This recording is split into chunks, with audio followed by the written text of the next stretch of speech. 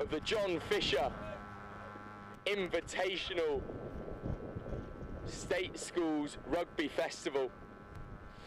We had a fantastic day here yesterday, and now we're back again for some more action live on Next Gen. You notice that two groups have switched pitches today. If you want to see the group of John Fisher and the likes of Ravenswood, go over to the stream on pitch 1. I have the stream which is group 1, and here today we have Whitchurch High against Ivybridge School. Both teams putting on a show for us yesterday, and I'm sure they'll do the same today.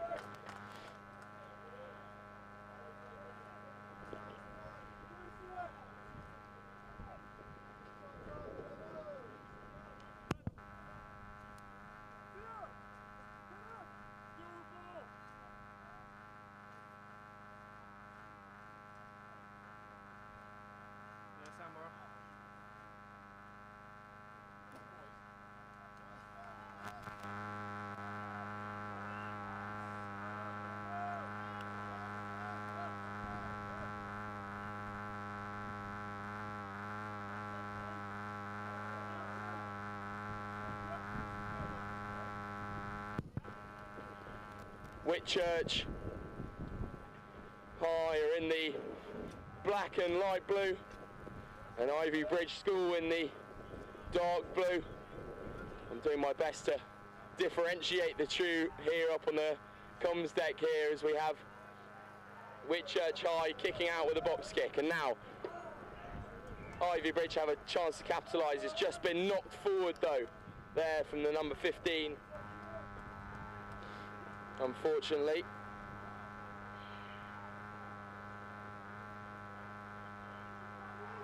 Jack Guyver there just, oh no, sorry, the number 11. Archie Guyver, his brother, making that mistake from fullback. Whitchurch with a chance to capitalise here though.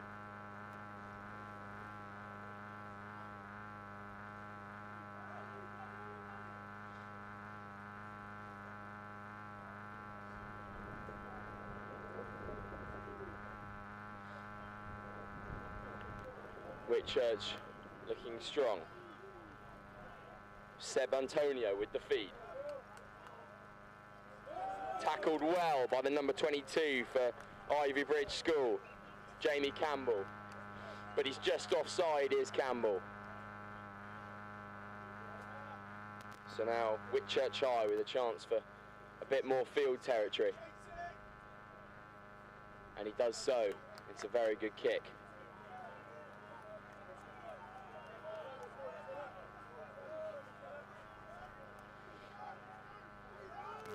Whitchurch High with a big pack today. It's gone over the top there, and a big fend from the number 3, Kel Pillinger. And now Whitchurch High can play. Seb Antonio with time there, and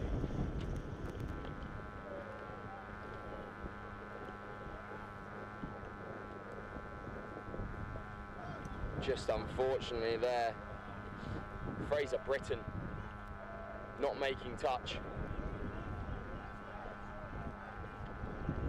Archie Guyver making some good ground, and now Ivybridge can play, but the ball's just been knocked forward there.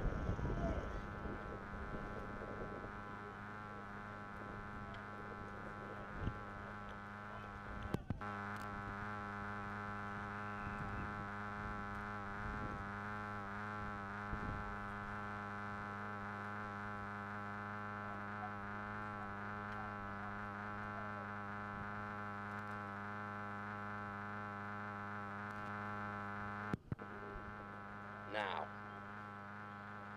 Whitchurch High with another platform to play off here. Can they make it? Seb Antonio with the feed again. Will pull out, off to his 12. Who has a hard line from his 13, Caden Goff. Now Fraser Britton will feed his ever-hungry forward pack.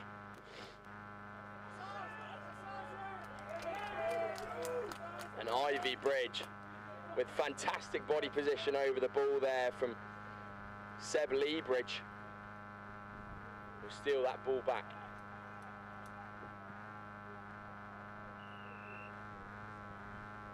Not quite making touch there, Ivybridge, so we'll give Whitchurch High another chance to attack. Seb Antonio will feed off to Jack Morris at 2. Gives off to Britton, feeds out the back. Good read there on the number 12, Jack Jones.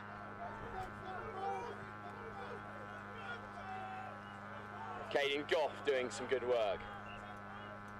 Antonio.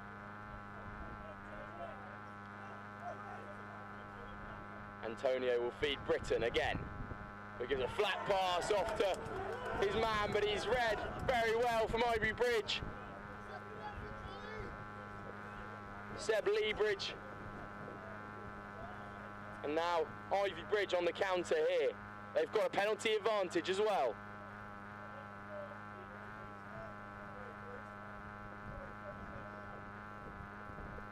Ivybridge probing. Can they make the most of that fantastic turnover? We'll come back for the penalty. The boys down in front of me are gesturing towards the posts. But they choose to go quickly. Off into the hands, and it's just lost forward there from Ivybridge School.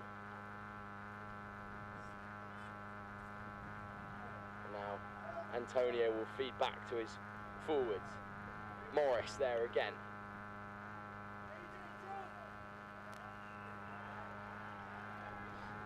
And Antonio will box kick. Archie Goiver again on the ball with good, languid rugby.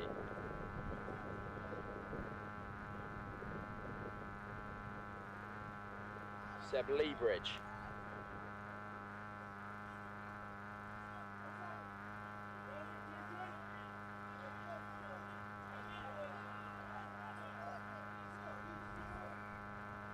We'll have a penalty there for Ivybridge to playing the 9.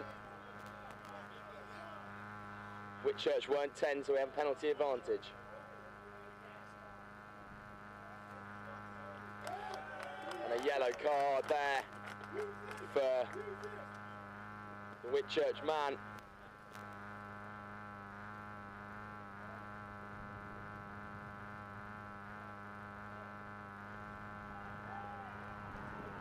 It's looking like it's going to be a tap and go here.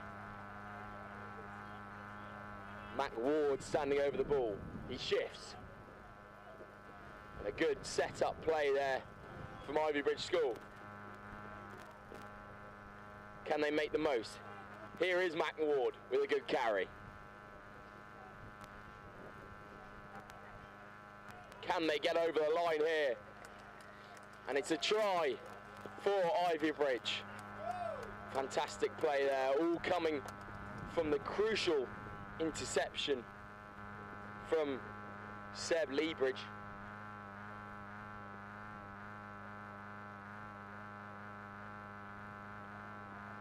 Really unfortunate there for Whitchurch High, as they were putting some good phases into attack, but well read from the back row to get onto that fat pass and put his team in some good territory.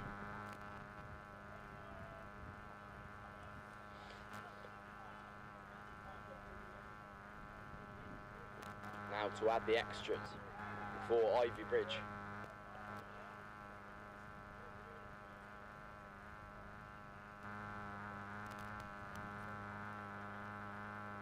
It's a no-go on the extras there. It will just be 5 for Ivybridge School.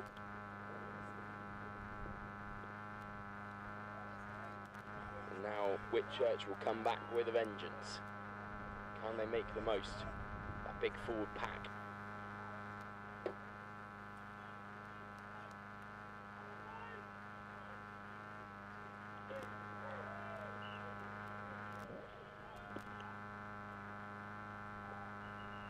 Long, deep kick into Ivybridge territory and a big boot from the number 10. a good boot it is at that. Putting some pressure on this Whitchurch back line.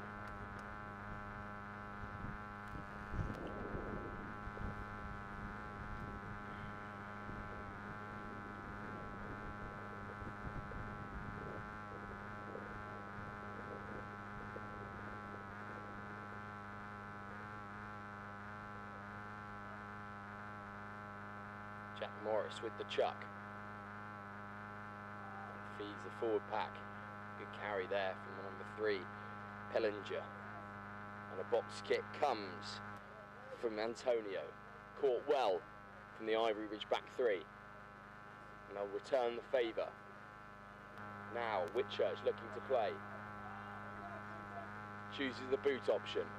Again well covered by the Ivybridge man. To say, Will Lane has been fantastic today off the boot so far, just spotting that space. Archie Guyver finding some space again, but it's straight into the hands of the Whitchurch man. Bit of dancing feet. Whitchurch with the penalty advantage. Still a man down, Whitchurch. Morris breaking that gain line. Another penalty advantage for Whitchurch. Off to Britton. Just his man gets caught man and ball there, but we'll come back for the Whitchurch penalty.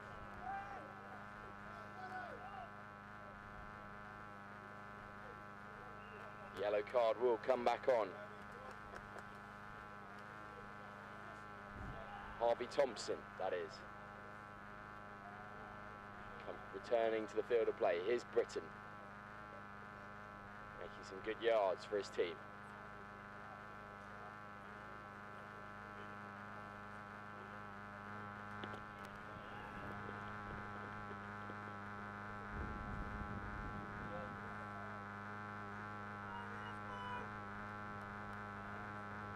Ivybridge obviously coming up from Devon today, having some good wins already this season against the likes of Truro and Penwith, Blundell's in round 1 of the Cup, and Exeter School in round 2 of the Cup.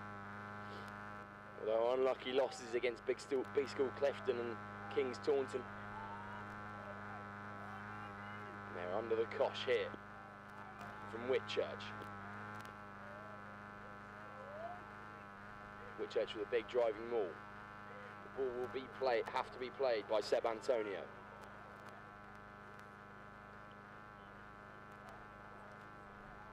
And he will feed to his forward pack.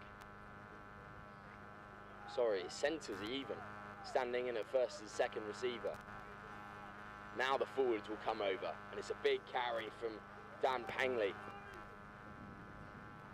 Here's Morris, doing well again. Here's Pangley again, with a good carry, but Ivybridge standing strong.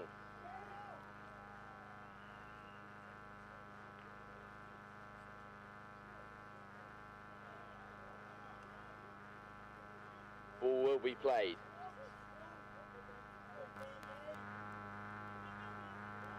Advantage for Whitchurch. They'll play to Britton, who will give out wide, and it's try time for Whitchurch High. Britton just spotting the advantage there and being able to feed his backs.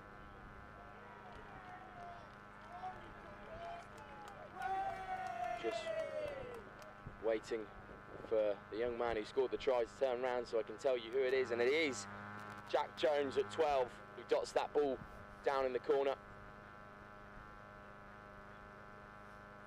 Getting an all-important try for his side here today.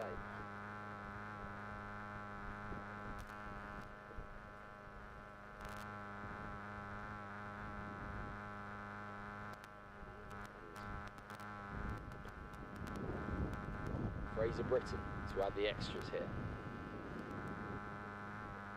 It's a good kick with the wind. And that will be a half.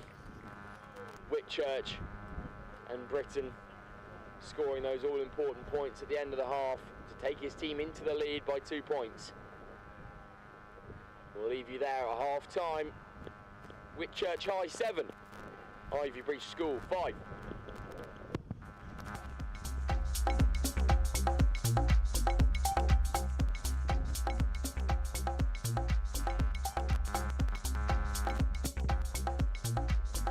Just been told that the teams are actually the other way around. So we will have Ivybridge 7 and Whitchurch High 5.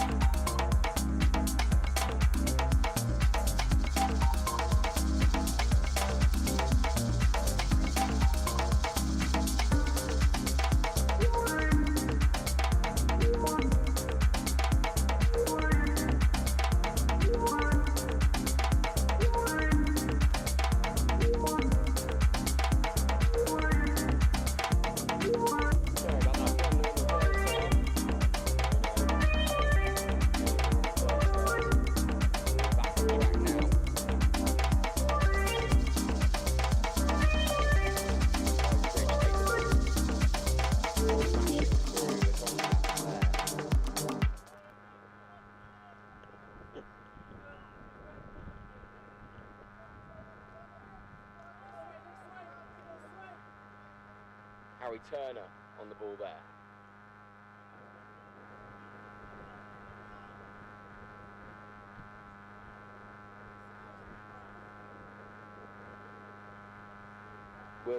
It is Will Davis playing 9 for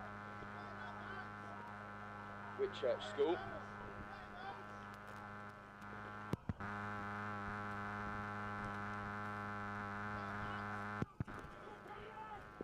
Whitchurch just progressing here. Davis will feed his forward pack, and they've done very well here.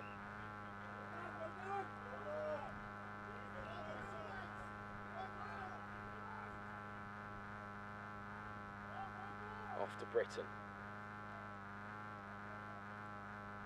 Now, Turner doing some good work again. He's been popping up all over the field today. Here's Britain, feeds his forward pack.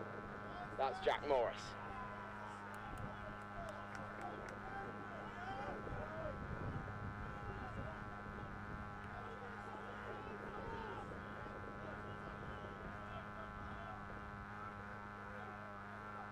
Britain to boot.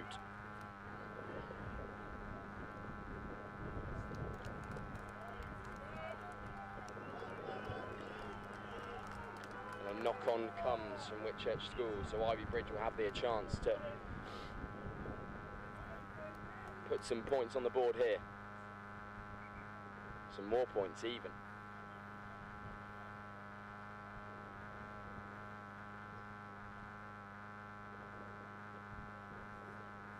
There's Will Lane in that first half at 10 for Ivybridge.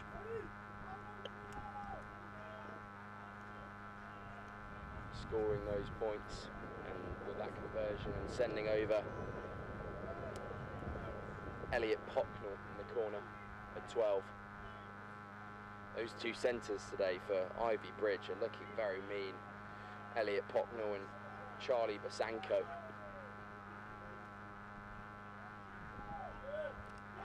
Big tackle there, and again a big round of applause from this sideline down behind me. Jamie Campbell just losing that ball forward there. And the Welsh school going to raptures now on the sidelines.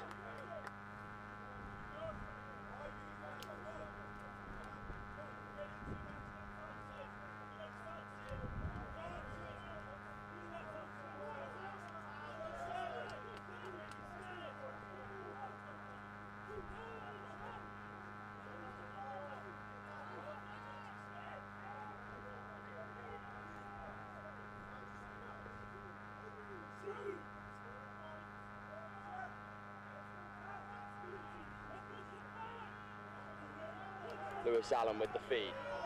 Sorry, Will Davis with the feed. And Ivybridge have scrummed them off the ball, and the Welsh side go back head in hands.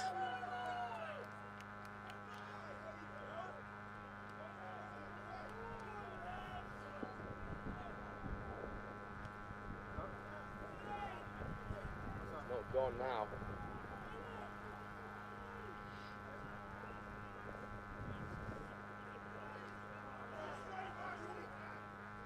Ward here, giving off.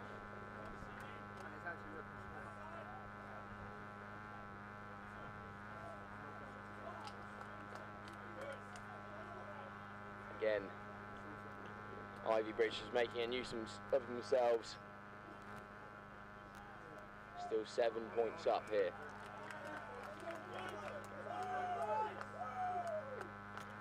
Not holding their own body weight here in the ruck, and that will cause for a penalty as the reinforcements, the cavalry, roll on for Whitchurch High.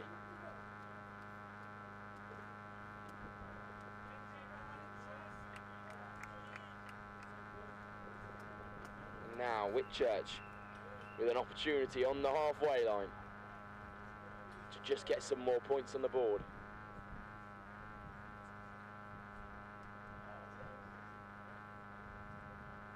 We fed out to Davis. His backside with multiple options in attack.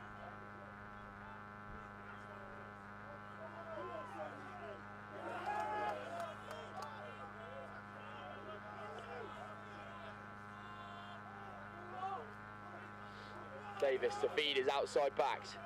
It's just slipped out of the hands here. And Basanka will pick up and feed to his 9. That is a forward pass there from Ben Weissel. Scrum down, Whitchurch ball.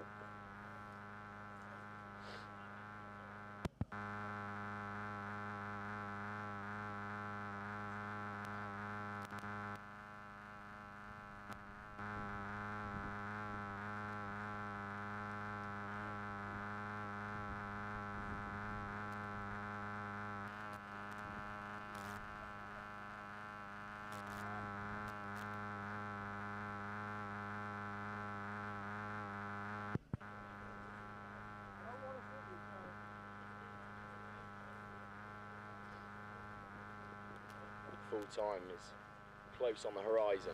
These two schools lock horns in this first game on pitch 2 here today.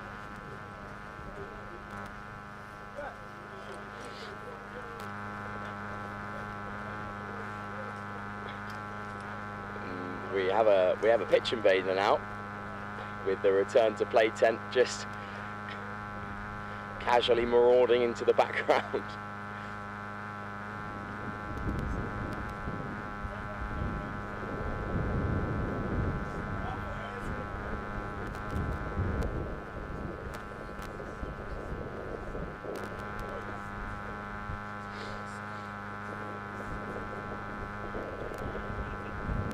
Just having words with the referee here, and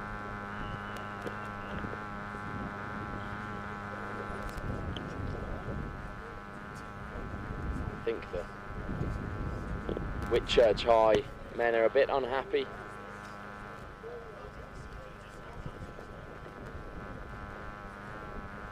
Whitchurch obviously coming down from Cardiff today into Croydon.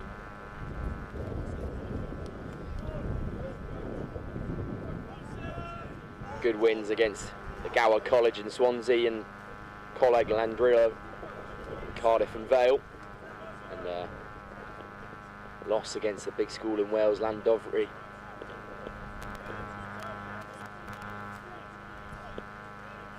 But it will be a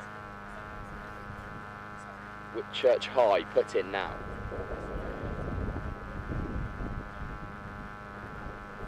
Seb Antonio returning to the field of play for Whitchurch. At 9, he will give the feed.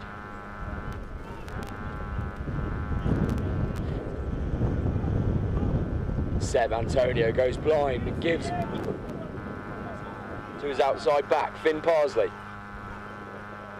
Antonio feed the forwards again. Now Antonio will give to Britton. Good carry from Pangley.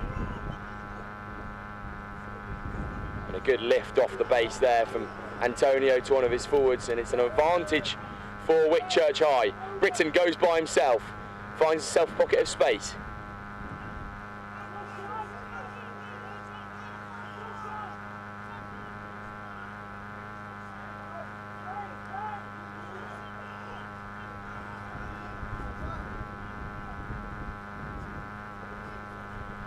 Britton will go for the drop goal, and it's been charged down, but will go back for the penalty for Whitchurch.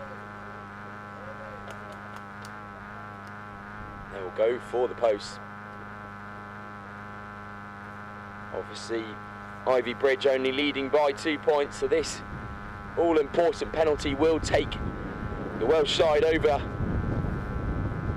as we have Horizon, the full-time whistle looming. And if Britton can put this over the sticks, then the whole school will be in raptures. And that is 3 points for the Welsh side, taking the score to 8-7.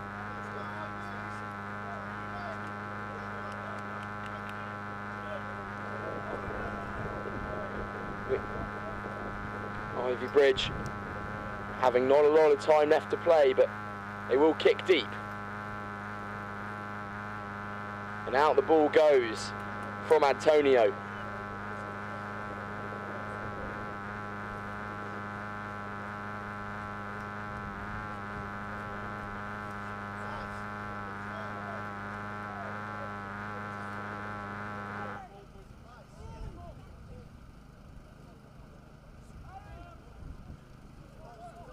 Big back line to play.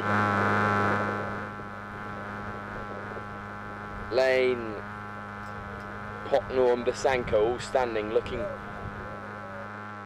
waiting for that ball. Interesting setup here with 2 staggered runners off lane. We have a gale coming towards us now as the wind rolls through this 2 pitches in Croydon, but the ball's gone over the top. Whitchurch High have received the ball back again, and now's an opportunity to play. Gives to Britton. Britton will kick. Off to Weissel, who will return the favour.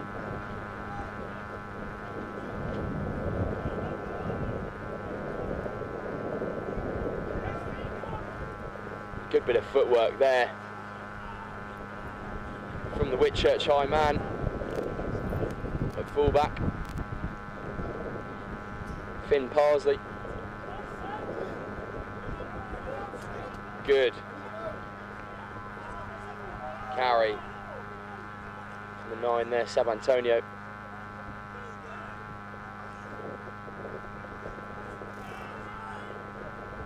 Ivybridge just stalking this Whitchurch side, seeing if they can steal the ball, but just an unfortunate knock on there for the Welsh side.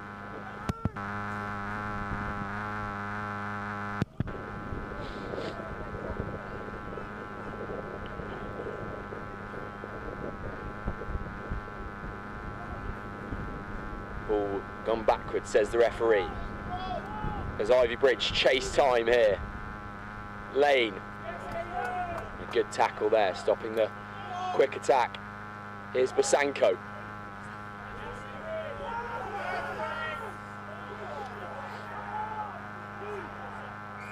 And a penalty to Ivybridge. Sorry, that wasn't Bosanko, that was Harry Westlake at 8 for Ivybridge.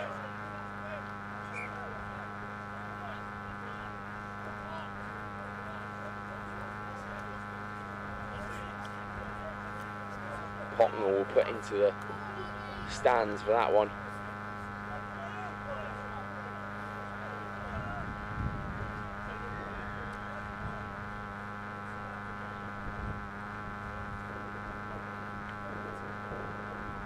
Pocknell to kick again after some back chat from the Welsh boys.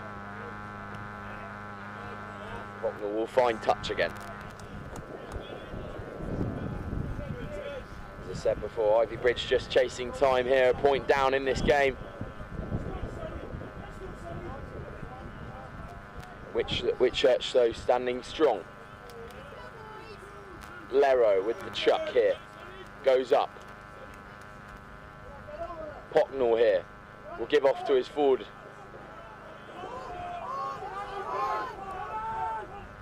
And the ball will come back the same way.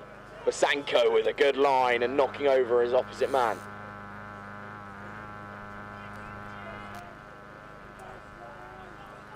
Ivybridge just testing this Whitchurch defence, seeing if they can get any bite out of them.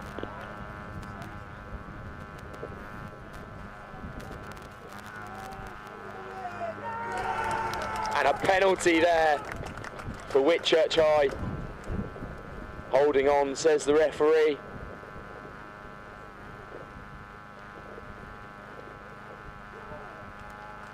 And Britain will boot out after tapping, and that's a massive win for the Welsh school. And we'll leave you there with after a good effort from this Ivybridge side. They have no avail against our visitors from Wales. Whitchurch High 8, Ivybridge School 7.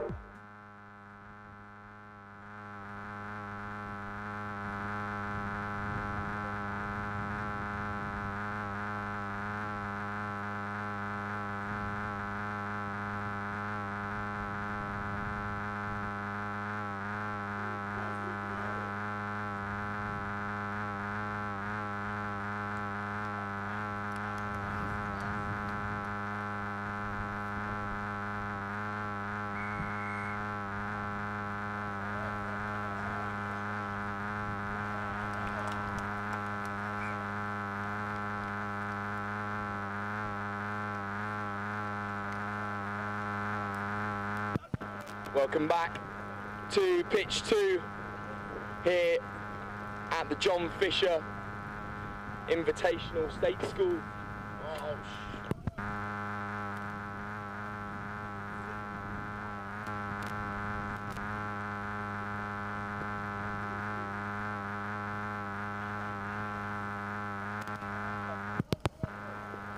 And Skinner's here, will play.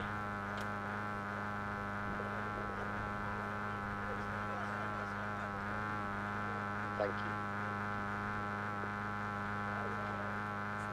And Skinner's running down this left-hand side.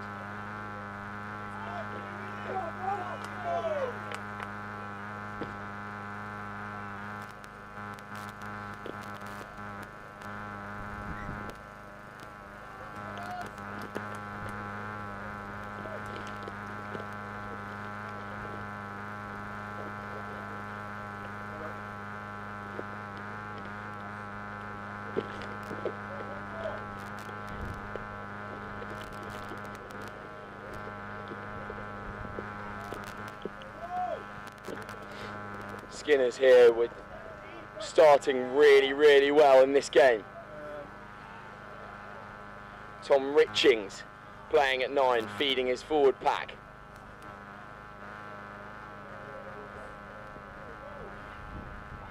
And Richings will feed again. And his number 2 has just lost it forward there. Ferdy Barnett, oh sorry, Henry Peachy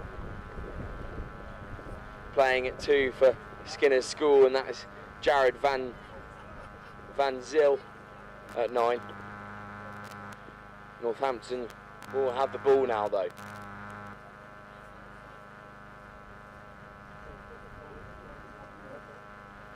Northampton School for boys.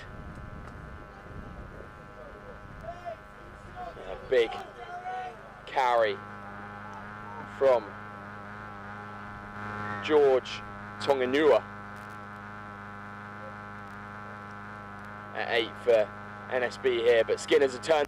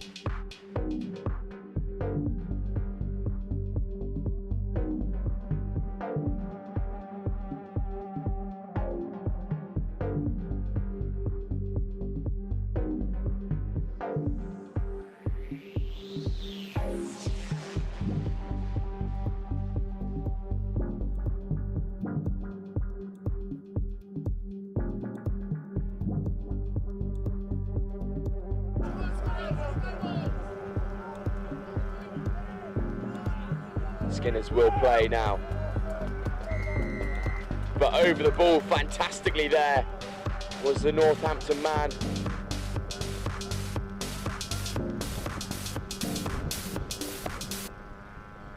Chin again to find some touch.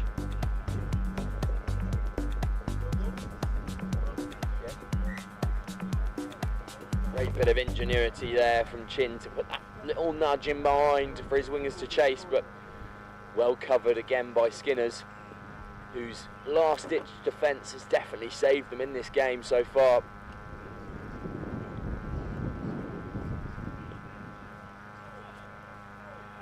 Northampton ball. Ferdy Barnett will have the chuck in and it will go into a driving maul. Barnett at the back. Penalty to Northampton. Richings, the captain, looking to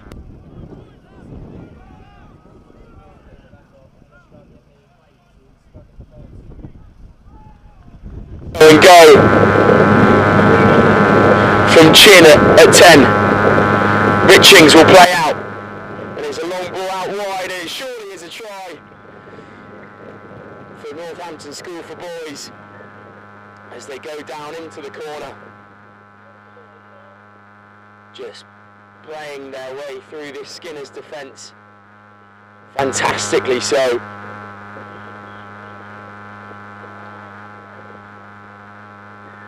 And that'll be the wing on the far side.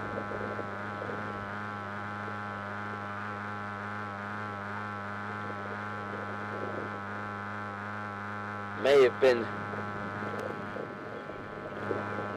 Josh Southcott, sorry.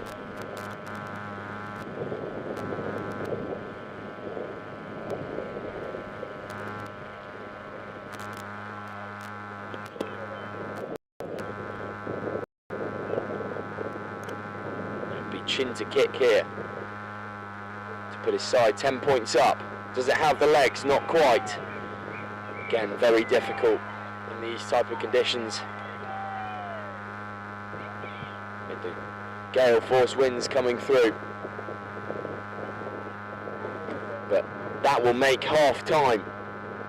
Northampton School for Boys 8. Skinners School 0.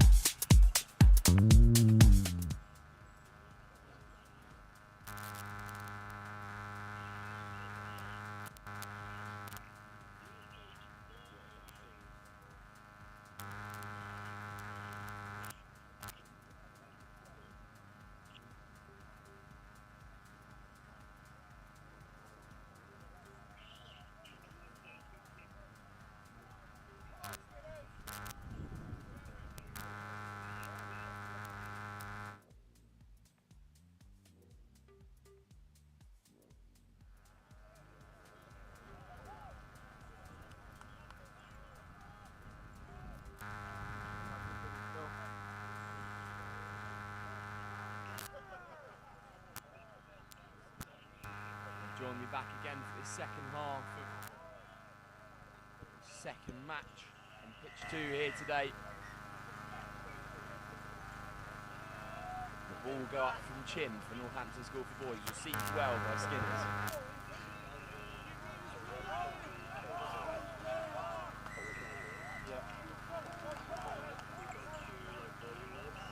Penalty on the camera, Northampton School for Boys. They go quickly through chin, off to the big unit, Tonganua. Out on this far side, making some yards. Now Northampton in a very dangerous position here. Skinners up to meet them well.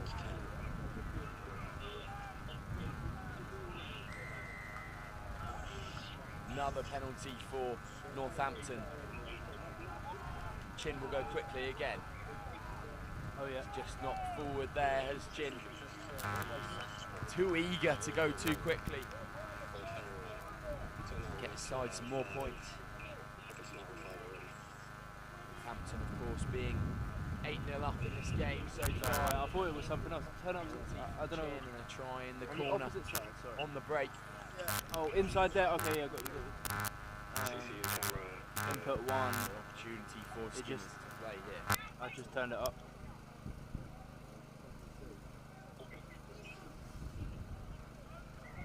How's that?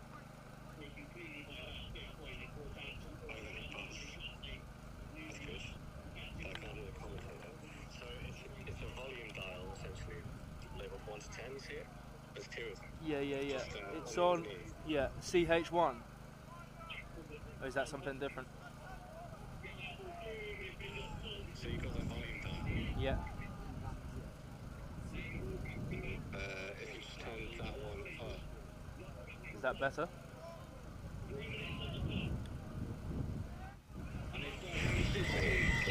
me get a look for the screen.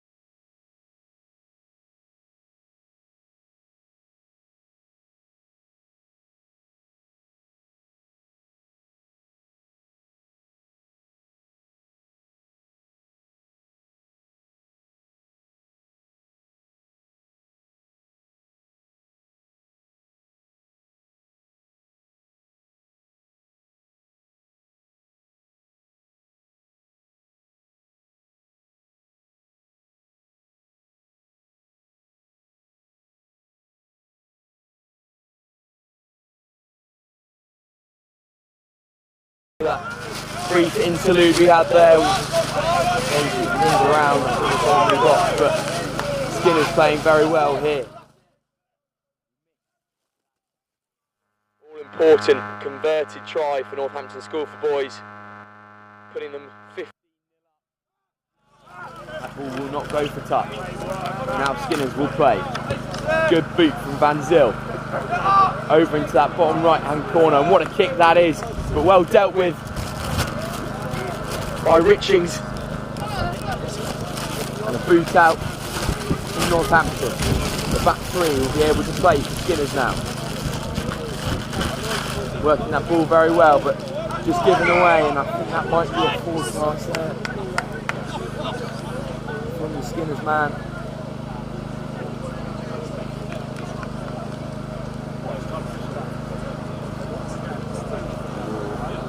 Have a Northampton School for Boys scrum now.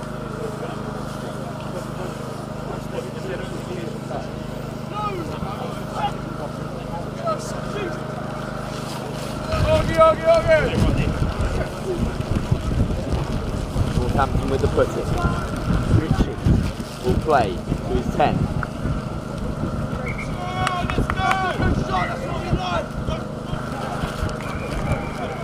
And that is full time as we hear the referee blow his whistle. Big occasion, a big win here today on this pitch too for Northampton School for Boys. Skinners giving their all, but to no avail at the end of the day. Northampton School for Boys 15, Skinners School 0.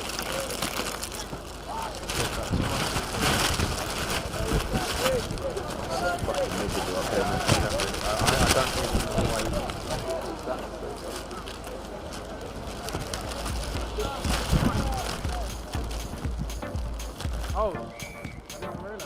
The camera gone off.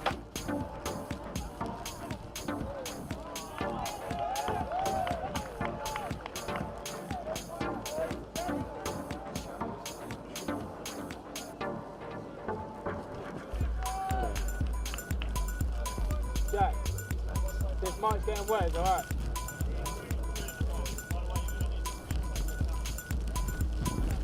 No, this one stays on.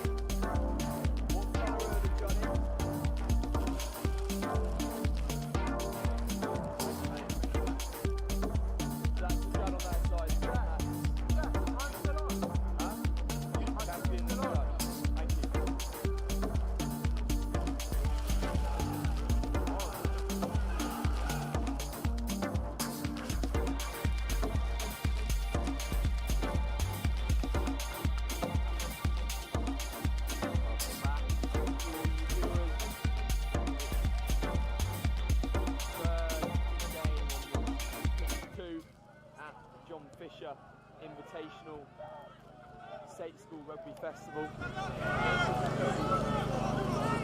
We have Judd kicking off to Campion, and the ball will go back to number 10. It will fire down the pitch.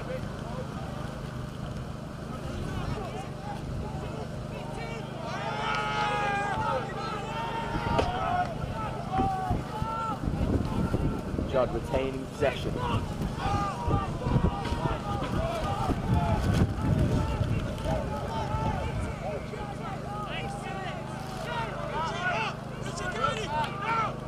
Be a kick out, a box kick from 9. Campion School under it.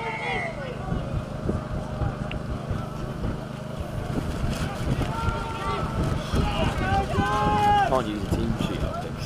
Joe get blown away. Hopefully, I think maybe that's working because he hasn't said anything. Now the Judd will find touch.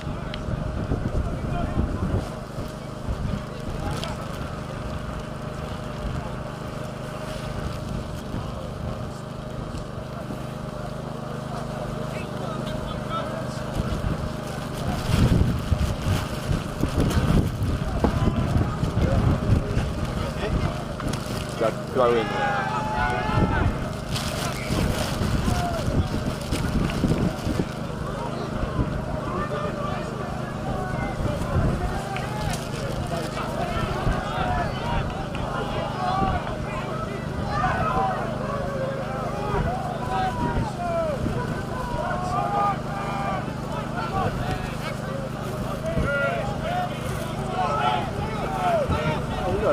Slippery fish, right?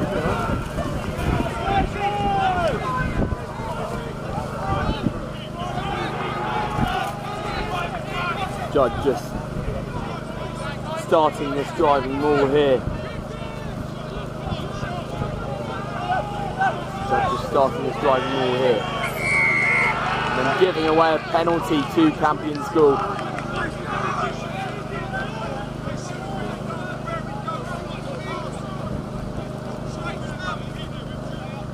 Judd, local rivals to Skinners, who we saw in this last game on pitch 2, both representing that Tunbridge Wells area.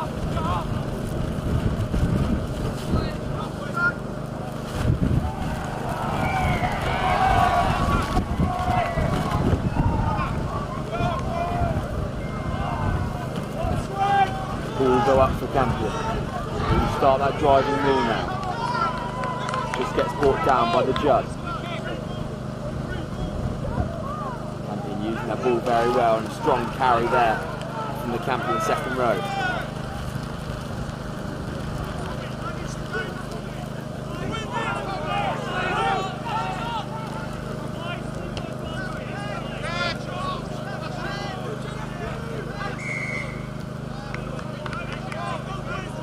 Come back for the Campion penalty.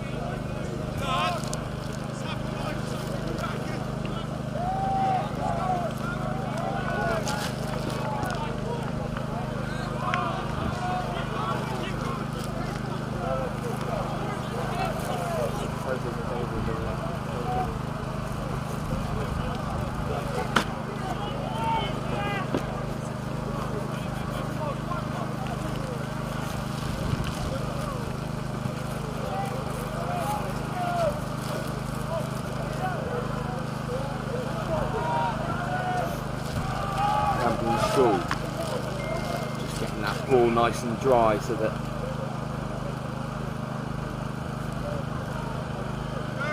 low away. Campion will go up. Fed by Lanny Saunders. Judd have turned the ball over now and will play. And it will be a penalty to the Judd.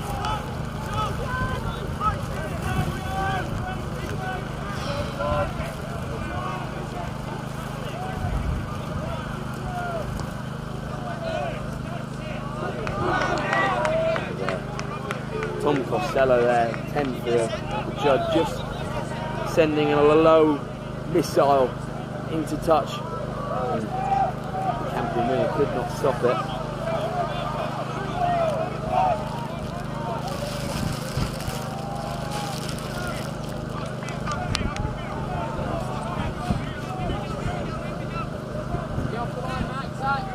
Up and out, Judd will form.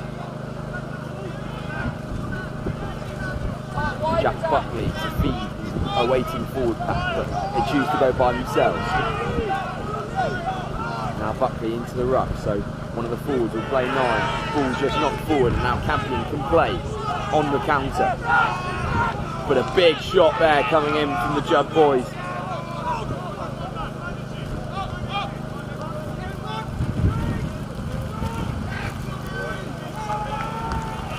come off the boot. Tommy Langley out into touch. Tommy Langley playing 10 for Campion School today.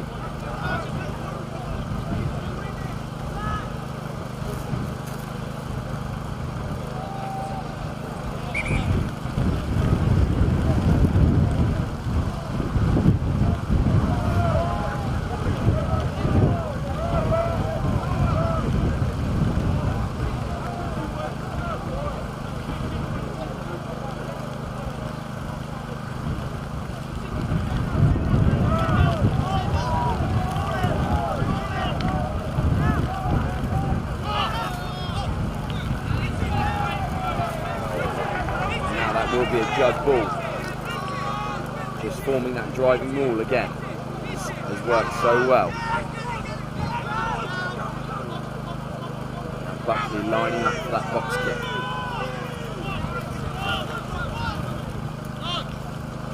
High into the sky from Buckley. Well recovered from his compatriot.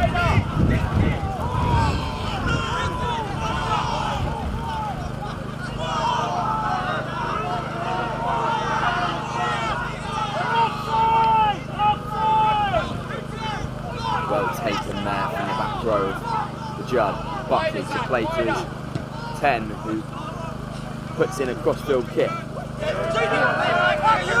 Well covered by Campion. Good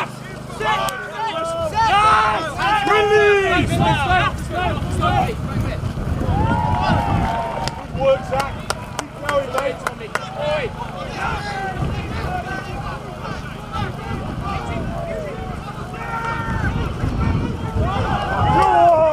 Fantastic work from the Judd winger here, Zach Dixon. Beating 2 men on the outside, now penalty advantage to the Judd.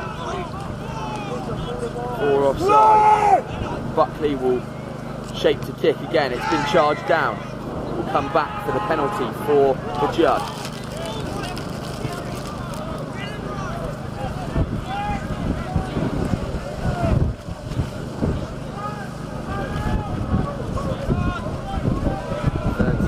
Walter will find some touch and some comfortable breathing room for Judd now. This game obviously still poised at 0-0.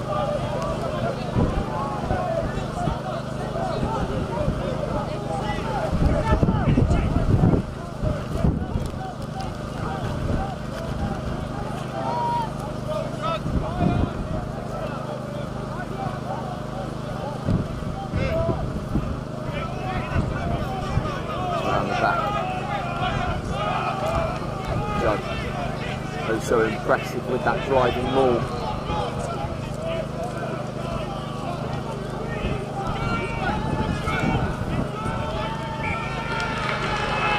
That will be a penalty to Campion. Massive defensive effort to bring down the driving maul and then steal the ball out of Judd's grasp.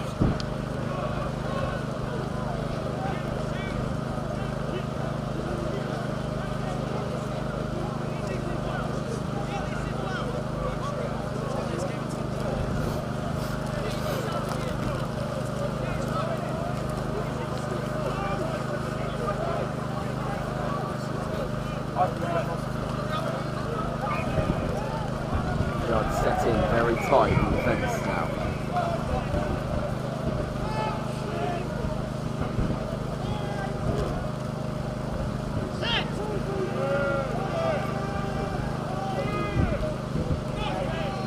Campion School will play.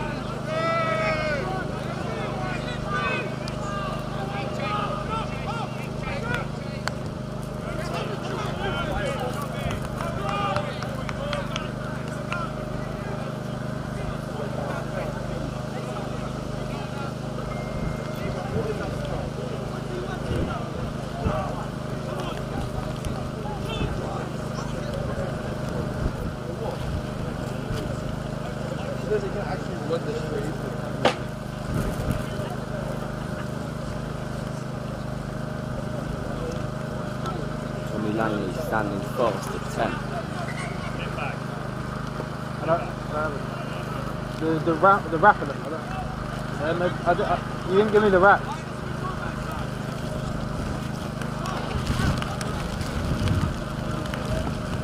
Really torrential conditions Yeah, here. unless The it's boys down doing there. fantastically well to keep that ball in play. The You Campion gave me will like go. a few of them. There's one. Nat Smith feeding his forward back again and again. Now he will play to his 10.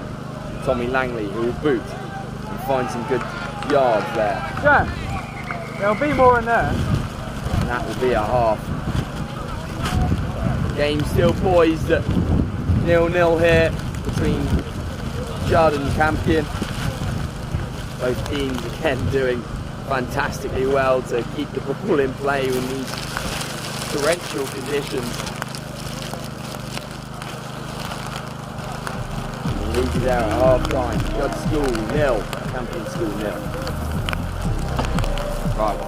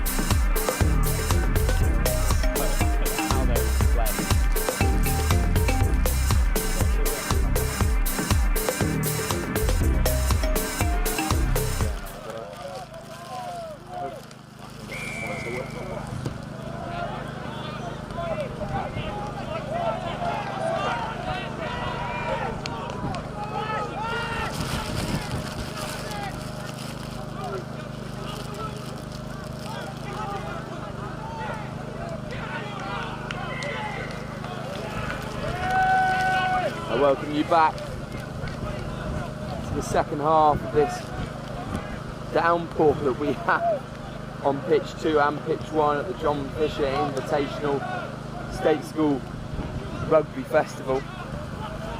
We have Campion School against Judd School here on this pitch.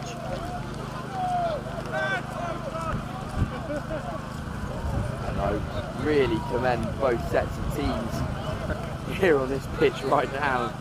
Being able to keep the ball in hand must be extremely difficult. So I'm completely soaked through but watching some great rugby will always warm your insides, as we're seeing here today.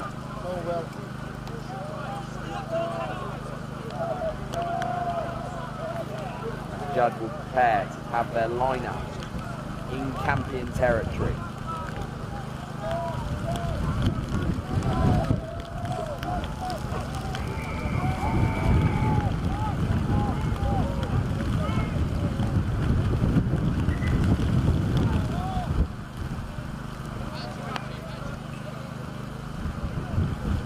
Sure, the option will be for a driving ball.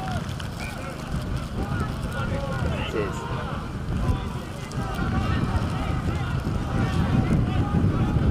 Buckley taking the ball from the back. Feeding his 13, Joel Walter. Buckley will pick again and play out. Ball just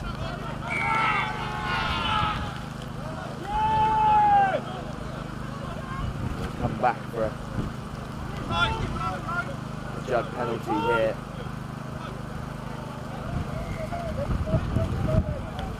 Posts have been selected rather wisely.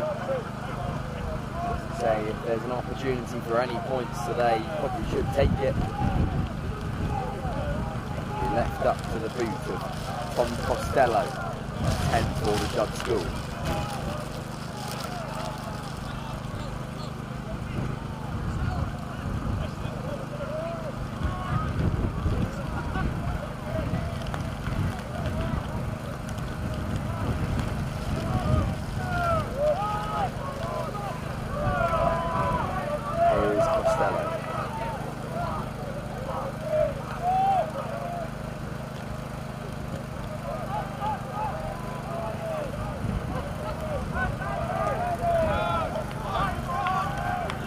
What a great kick in these conditions from Costello there to put his school 3 up.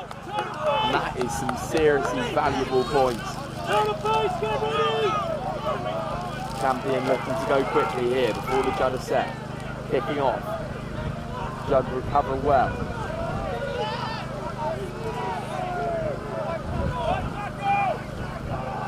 Buckley will feed his forward back and get another gale in here. And being blown off the tower. Buckley will boot out from 9.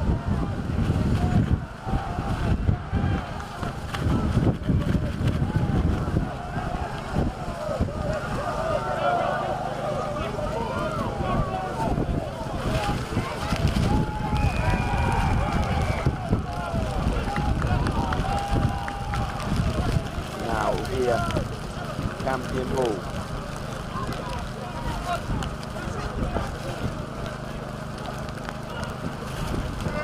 Stolen by the Judd.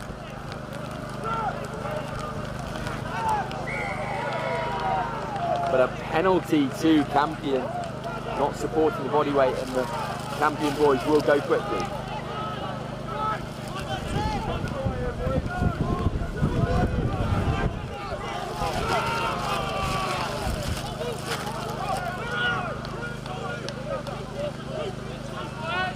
Langley chooses to go by himself.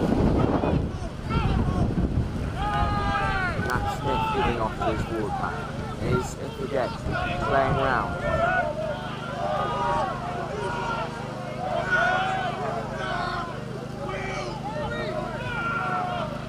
Smith will give off to another forward.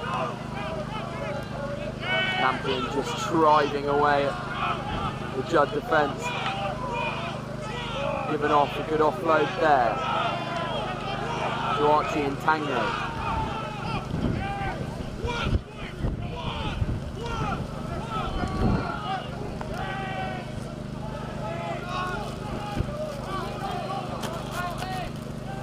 And Campion just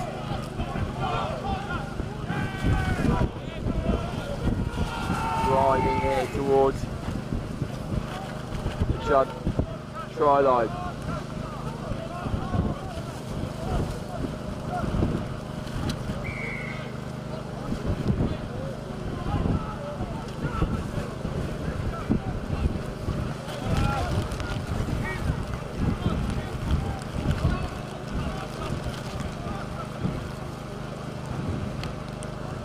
Campion will kick out.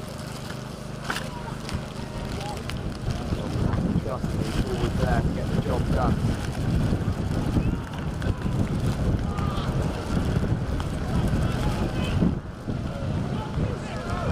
The driving ball will come from Campion.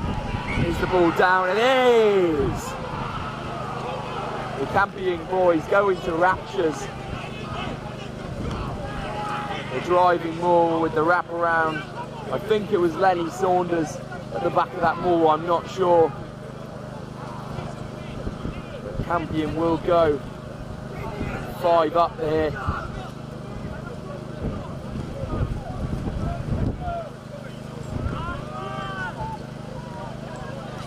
It'll be Tommy Langley to convert the extras if he can. Going to have to give this a lot of welly if he even wants to make it to the post.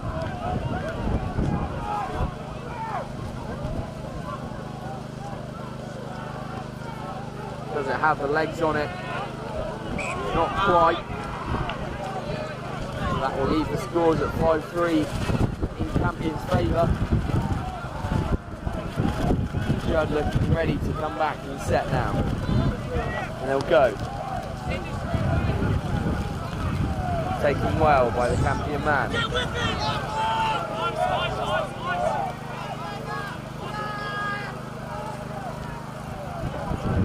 Now boot.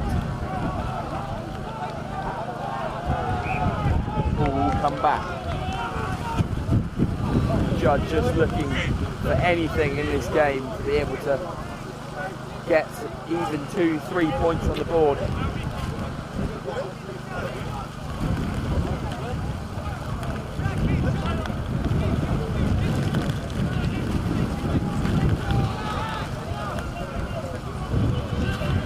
Down ball comes for this Judd driving wall. They're being tilted into touch slightly. So the ball breaks out. Just not forward there. We will come back for a Judd penalty.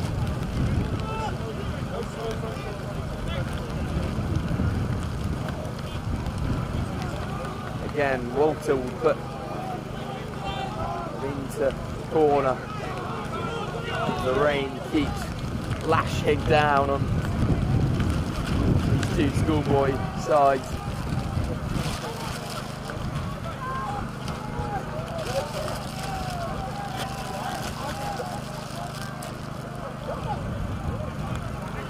Driving wall will come down, brought down by Campion.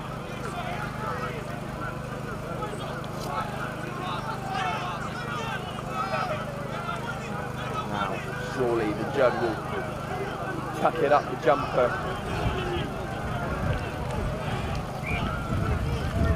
Try and just batter their way through this Campion side. And they'll go in the corner and they'll score! Judd with a very impressive piece of attacking play in the maul, doing very well. And then just switching to that blind side. Jack Buckley spotting the overlap they had on the blind wing.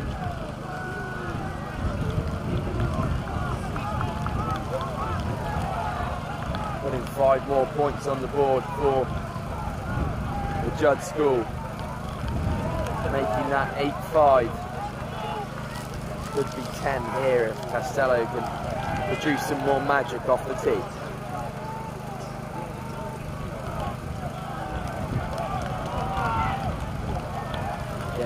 Much like his opposite number, he's going to have to give this a lot of willy if he wants to make it anywhere near the post.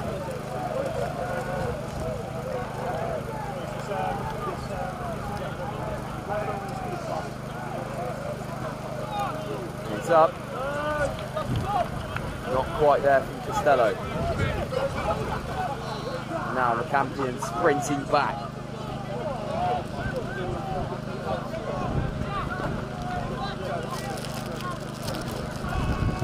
Langley will play. And that is full time with the Judd kicking straight out. Conversation going on here between the referee and both sides, but that will be full time. The Judd coming away with a famous victory here under the absolute downpour we have.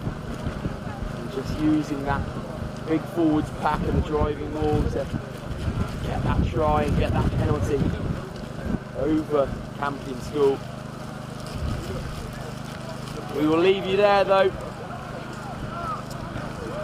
The Judd School 8, Campion School 5.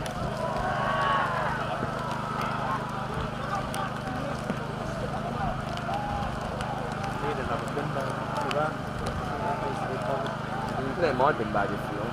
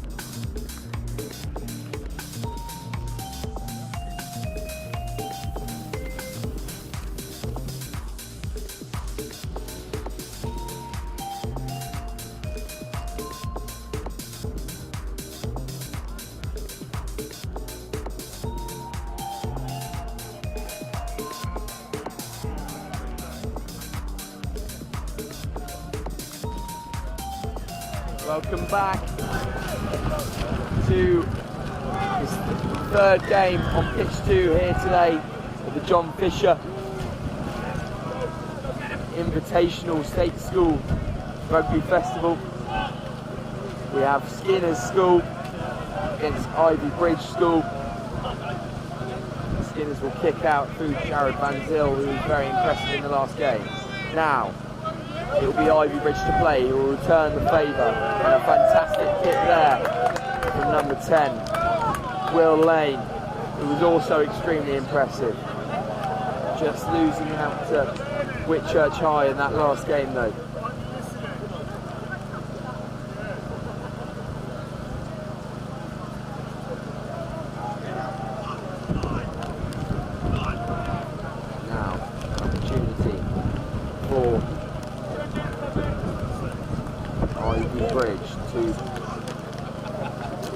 Set some precedents in this game. Again.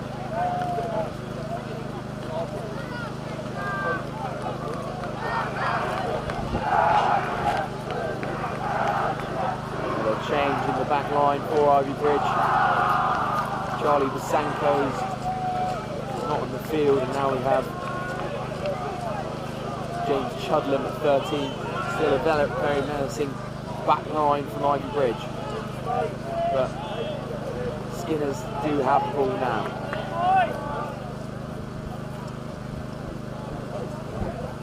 So almost forming into something what looks like the Eton Wall game out of this, the Harrow Wall game out on this far side with a bunch of players. I cannot see where the ball is.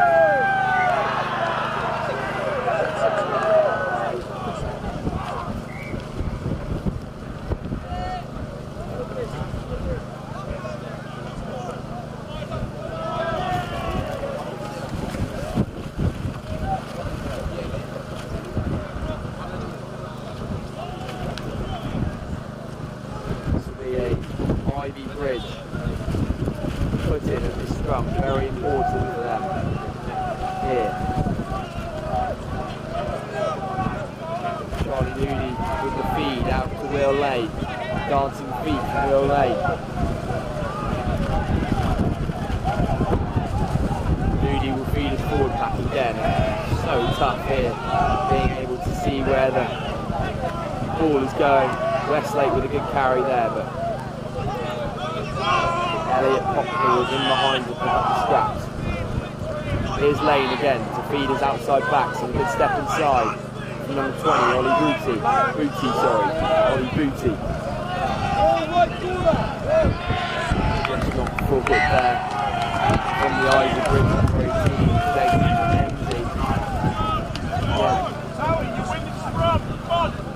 I don't know about you watchers, but I certainly wouldn't like to be down there playing right now. These conditions are just torrential. Wind him up, Harry, come on! Owen, hip to hip. Weight across the line.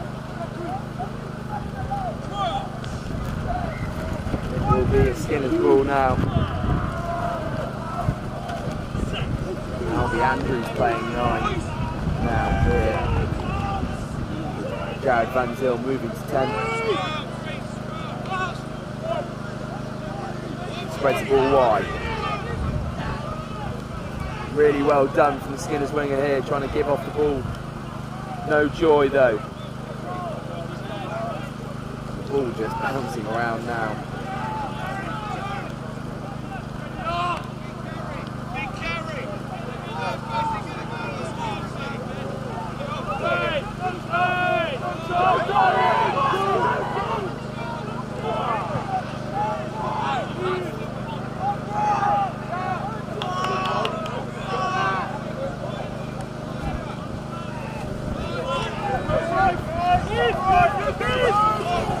Here's Ivybridge making some more inroads into the Skinner defence. Cocknell with a good carry. Big shot coming in from the number 8 from Skinners. Moody will feed Lane again. We will look for the boot option. It's a great boot option at that. Over the Skinner's head.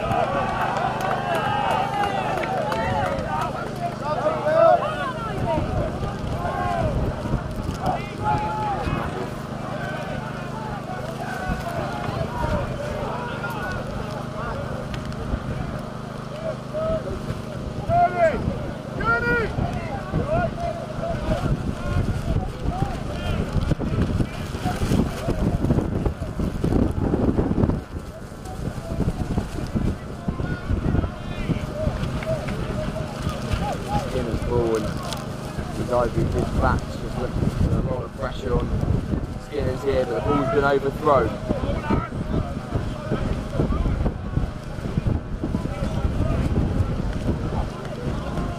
Ryan was picking up that loose ball from the back of the line out. Now it's Lane. He gives it inside to his number 8, Westlake. Moody will feed the forward pack. Good hands along the line.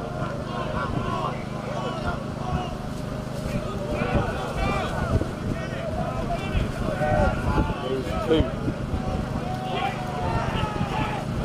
The ball has just popped out there for Skinners and they've pounced on it. Oh no, the ball's been turned over again. Changed my mind the 3rd time. Penalty for Skinners. Ball bouncing, bobbling all over the place.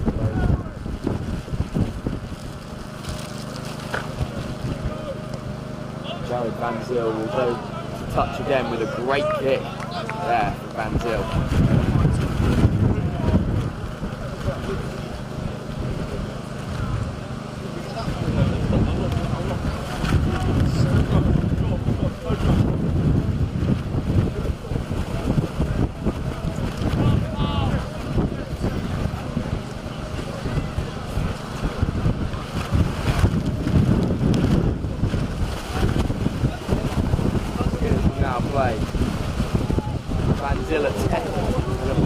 Floating and out, but Pocknell picks it up.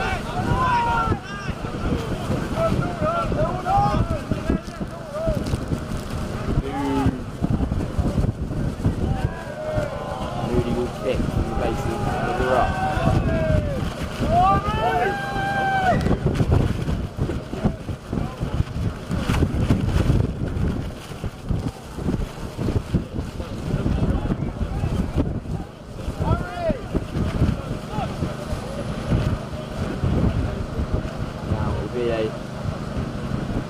Ivybridge ball, that knocked on into touch. Into touch.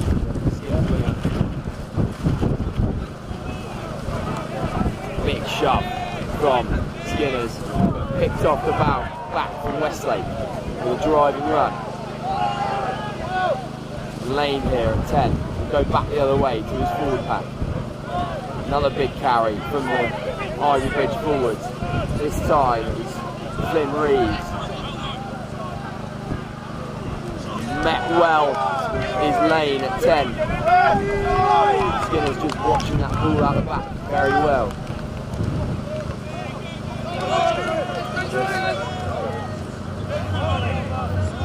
Ball comes awry from Chubby, but fixed well by Booty.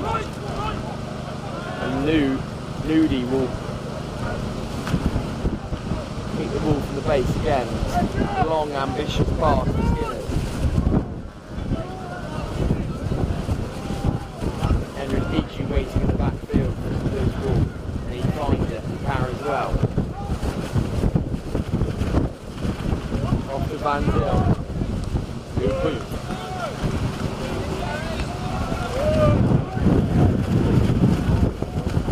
What a kick that is from Van Zyl, who's managed to get into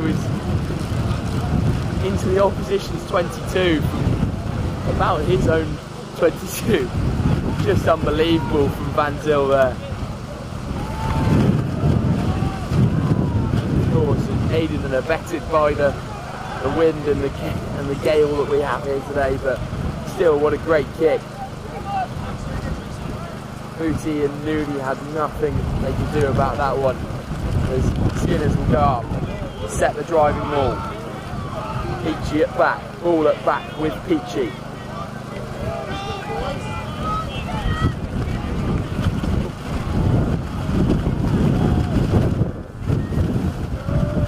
Van Zyl playing 9 again, feeding his 13.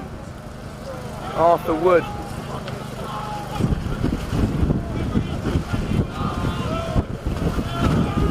Skinners with some good hands there after Akbar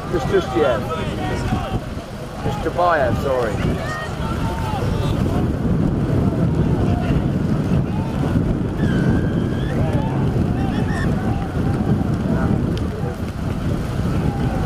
inappropriate behaviour there. I don't think it was intentional, but it just went into Jared Van Zyl completely off the ball.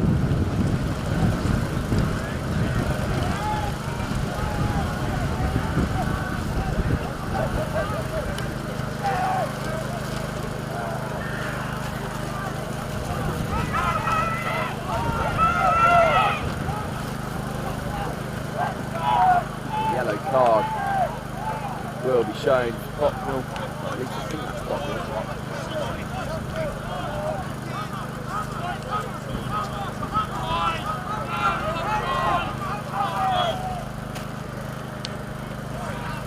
Skinner's doing very well here. Van Zyl finding a line, and is it over? It is!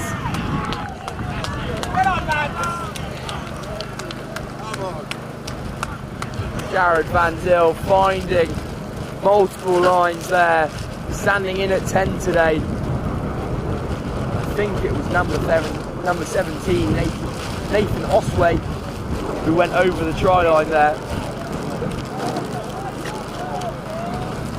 With that yellow card, it is Will Lane, not Elliot Bocknell. Will Lane has had that yellow card, which is taking the man without the ball. Skinner's capitalising there, and of course it's Jared Van Zyl at the heart of it. Will take the kick now.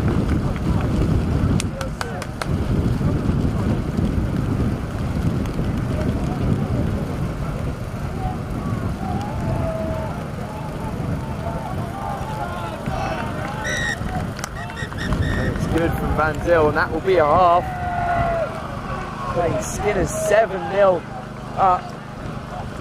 What a performance from that young man, wearing the 9 shirt over there.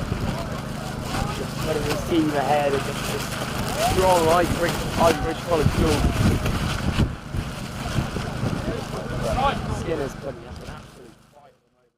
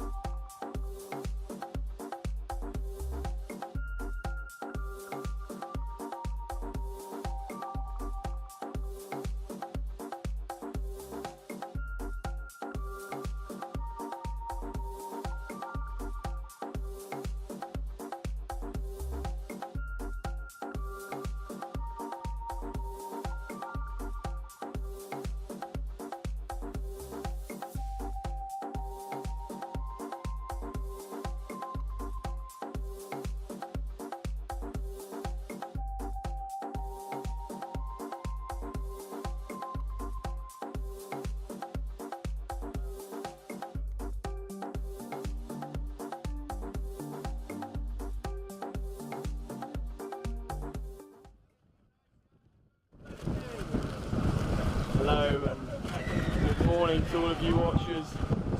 Join us back on pitch 2 with a downpour and a Skinner's 7-0 lead over Ivybridge School. Jared Van Zyl putting on an absolute show.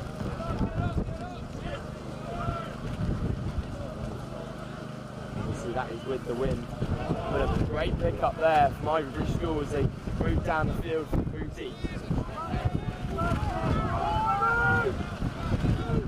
Of course, and starting number 10, Will Lane, still off the pitch on a yellow card.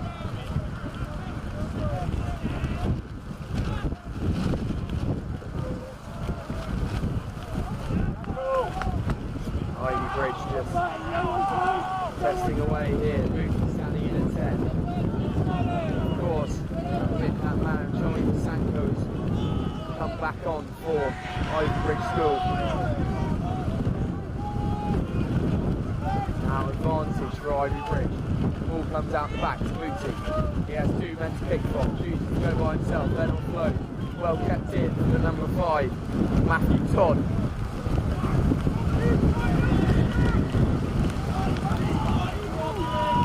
Good carry by Owen Coleman. A good show and go from the number 8. And Westlake will go over. Fantastic show and go for the big man there, just using those velvet hands.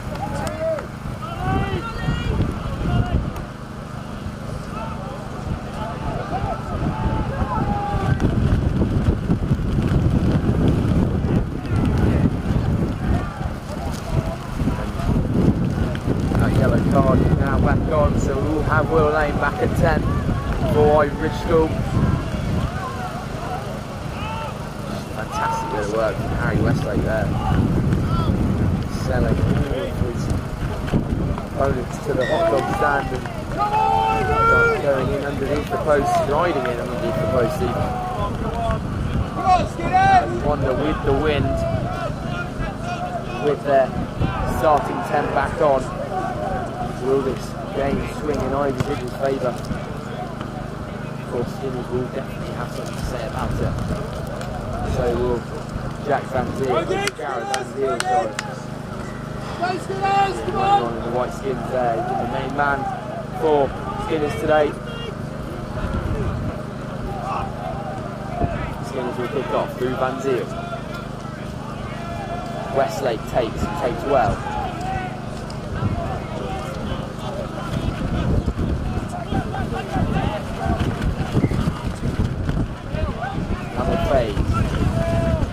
Good carry again from Owen Coleman. Now Lane will choose the boot option. Again, very difficult to deal with, but dealt with well by Skinners. Here's Van Zyl. Can he make something happen? Goes by himself, Van Zyl.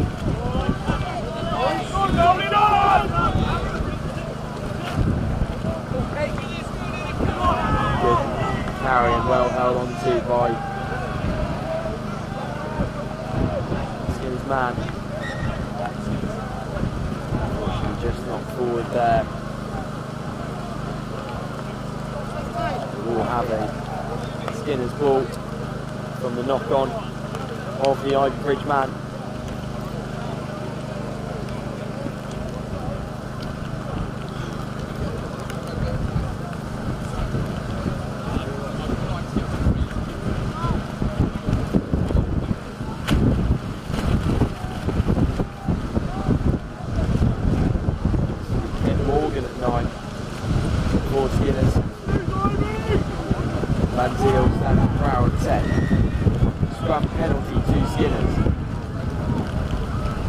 Go quickly into the hands of Van Zyl. Flat ball, just unluckily not taken there from Skinners. Ball gone backwards apparently, according to referee. Hit Morgan, will play to his forward back. Morgan again to Van Zyl, who chooses the boot option again. Lane is waiting in the backfield. Good footwork from Lane there, going down this touchline now, but a good tackle into touch. Really good bit of defensive play. I think it's number 20, Will Ritchie there, being able to bring down Will Lane. Good footwork to get past one.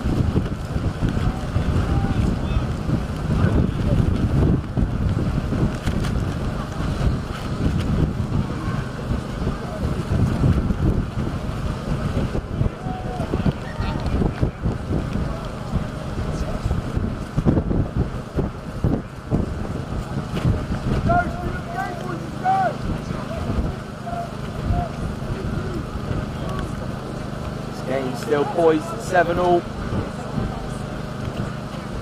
That's the result. Both teams have just clinched something at the end here.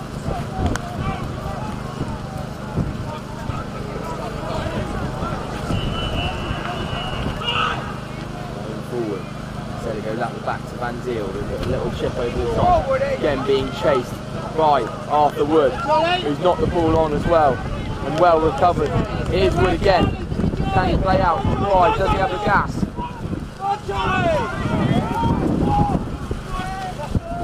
His wing is doing fantastically well in the conditions here. Morgan feeding his forward pack. Skinner's going on and on here. Levi Henry with a good carry. Morgan to feed Van Ziel. He'll play out to his back line. Marauding onto it is Charlie Pound. Morgan.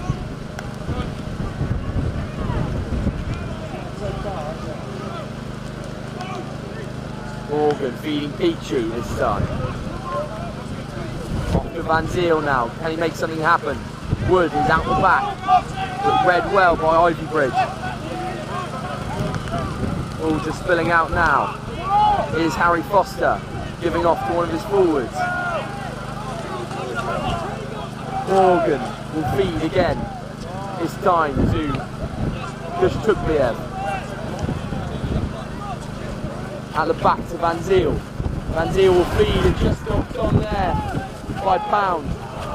And now Ivybridge will play. Knocked forward there, very unlucky, but good sustained phases by Skinners there. We will have an Ivybridge scrum.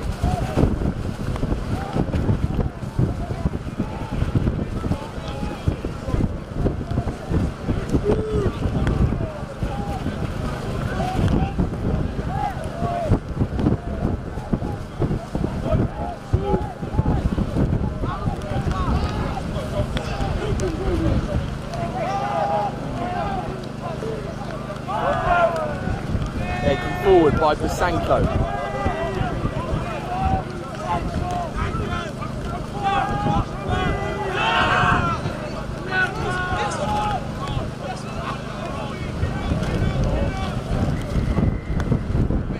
Bosanko then feeds out to the width.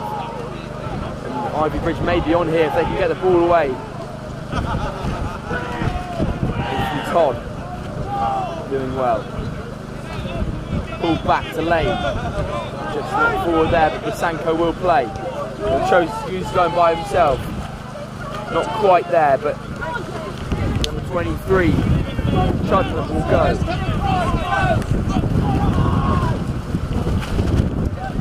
Lero will meet the gain line, and is he going? Lero still going now. Just knocks that ball forward.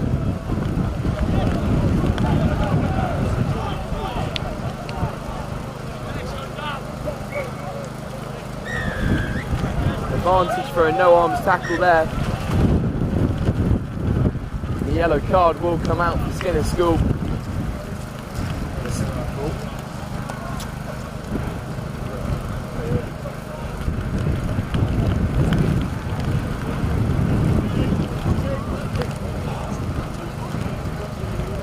They will choose to go for the points now. For the Ivybridge College. Ivybridge School, sorry, rather. Left up to the boot of Will Lake. Can he make it for School?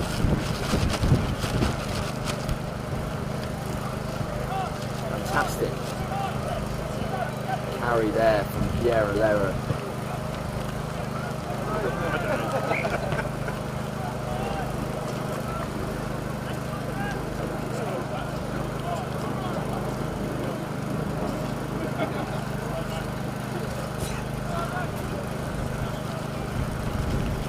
Game still poised at 7-all. Lane can stop this one. There won't be much time for Skinners to get back into it, but both teams have had an absolute go today. And Lane puts the ball over the uprights, and that will be 10-7 now for the Devon-based school.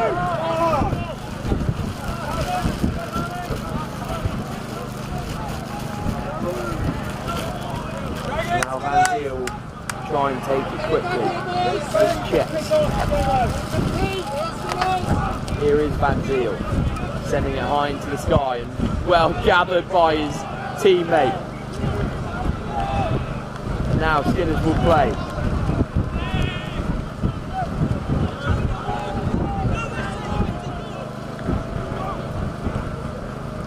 Van Ziel using that ball again.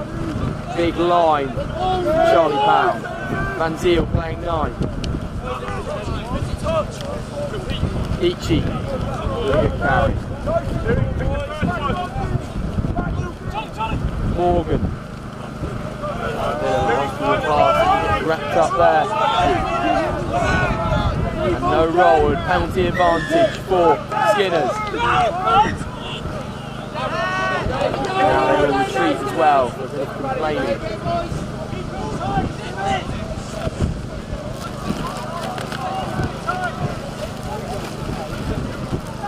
Ramsey just talking to his troops and seeing what the best option is. Full time right on the horizon here.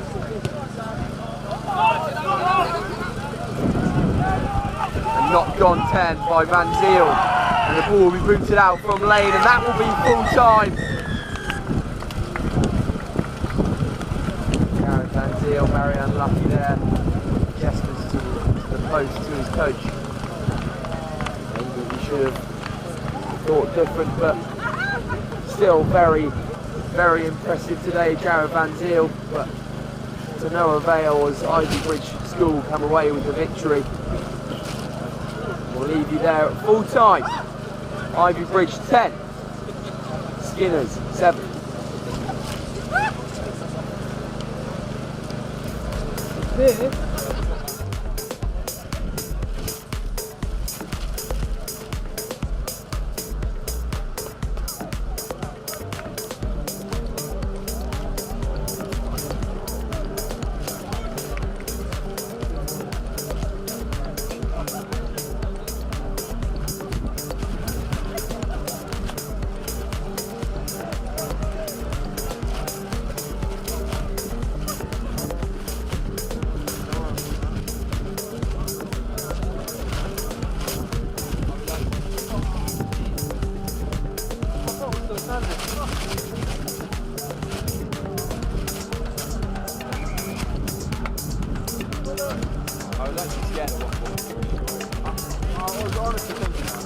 They look very good.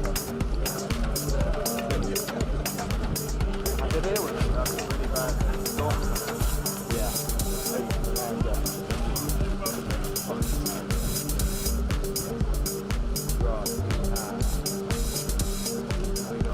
Campion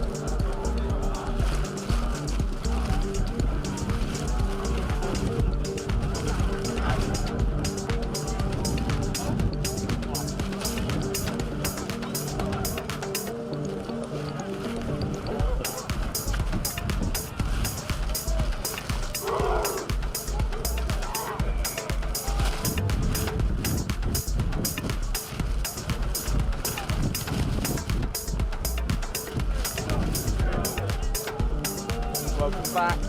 Pitch 2 here. We have Campion School against Northampton School for Boys.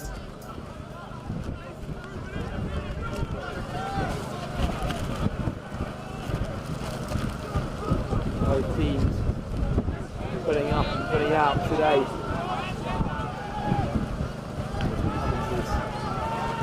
Second to last game before the playoff round. Fortunately, my Northampton School Boys team sheet has been completely disintegrated by the rain. So I only have Campion School's team sheet here with me, so unfortunately those boys from Campion will get the name registration they deserve. But you worry, I will be getting a new Northampton team sheet at the lunch break for all you Northampton fans. So now Campion on the driving ball.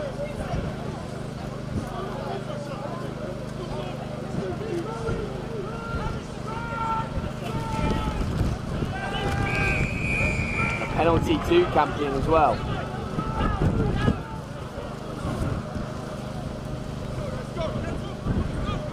Tommy Langley will go for a touch, I'm sure, as they trust their driving ball.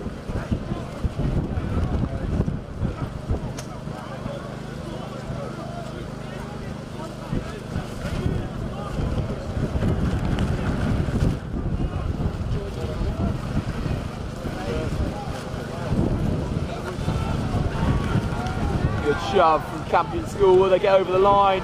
They have! And Campion School lead early in this game.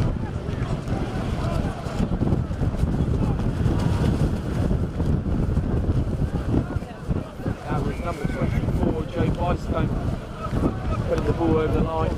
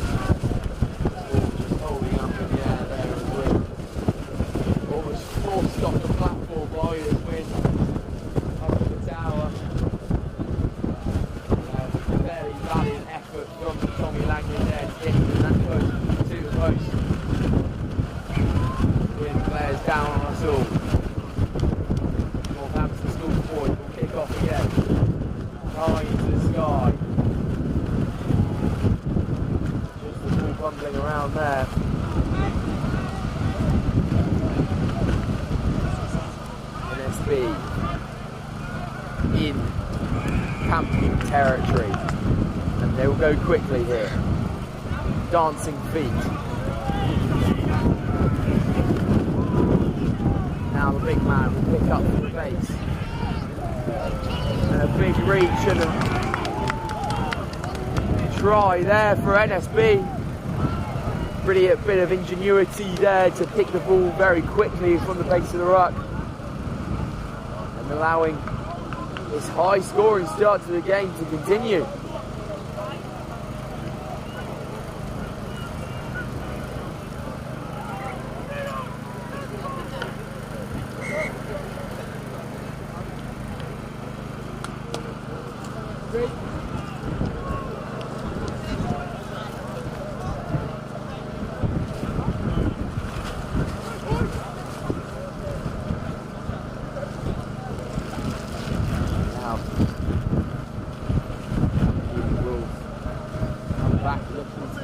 Last time,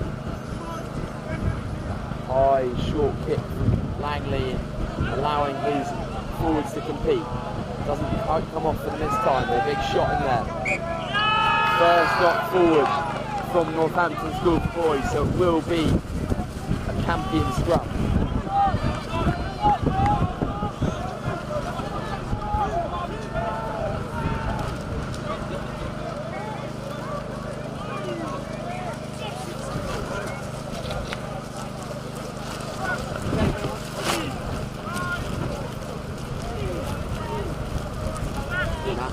Again, playing nine. Not just that there, but no surprise at all. These conditions are very hard, especially if you don't have those long studs to keep your footing on the scrums.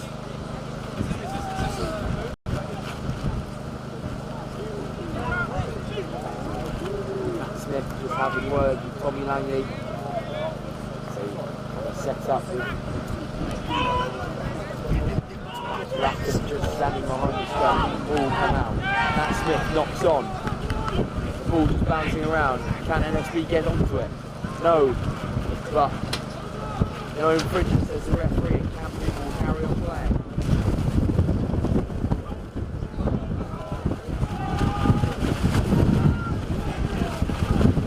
We have more and more wind here. The ball is kicked out, but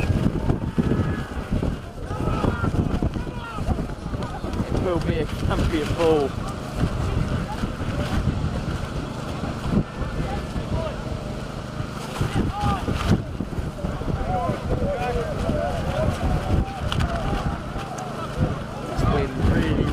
High speeds now and again difficult, but massive plaudits to the boys who are out there playing today.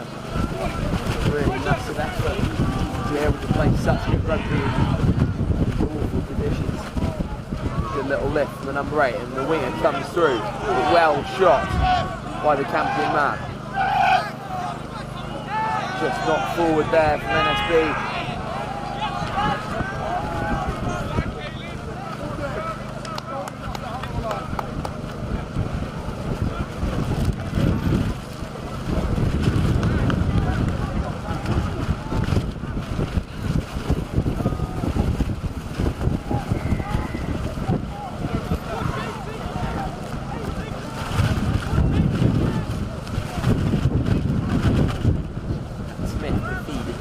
Campion. Tommy Langley waits.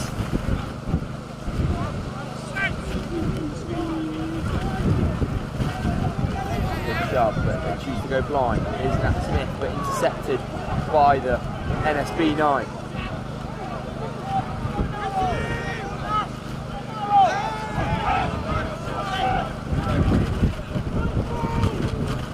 Campion looking to play here and choose the boot option. Chases on, but well covered by the number 22, Rory Femsey, that is.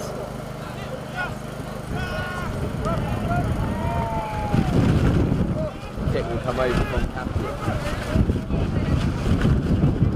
Fancy footwork there for the number 10 for NSB, and it will go through, but snared up by Campion. Met well again. Campion really standing fast on this line, not allowing NSB to come into their 22, and another big shot comes in from the Campion man.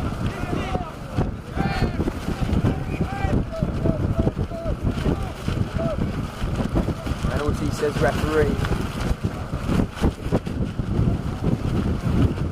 We'll go for the corner. Hampton.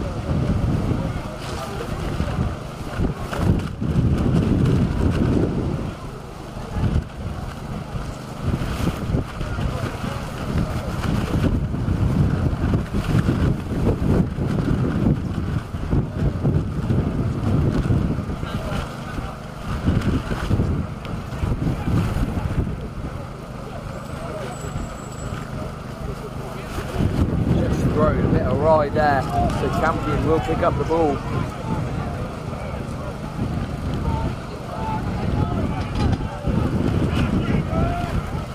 Good hands there from Campion School, and a good carry as well. Nat Smith chooses the boot option, being chased well.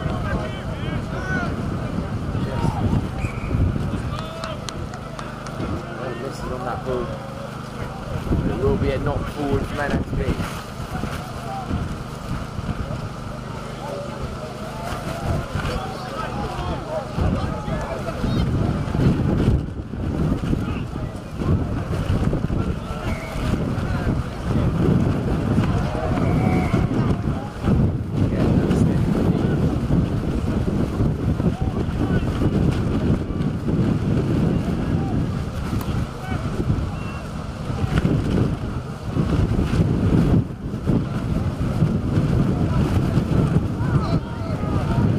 Shove from NSB, but the ball is picked up well there from the number 8 Jack Marshall for Campion. Here's Langley.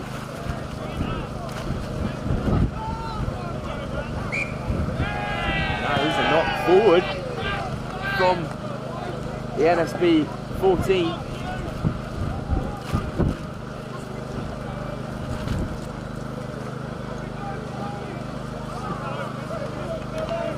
Not sure if that was completely necessary there for the NSB 14, but unfortunately the ball has been knocked forward. There's Nat Smith now to feed Langley. His outside back waiting hungrily for that ball.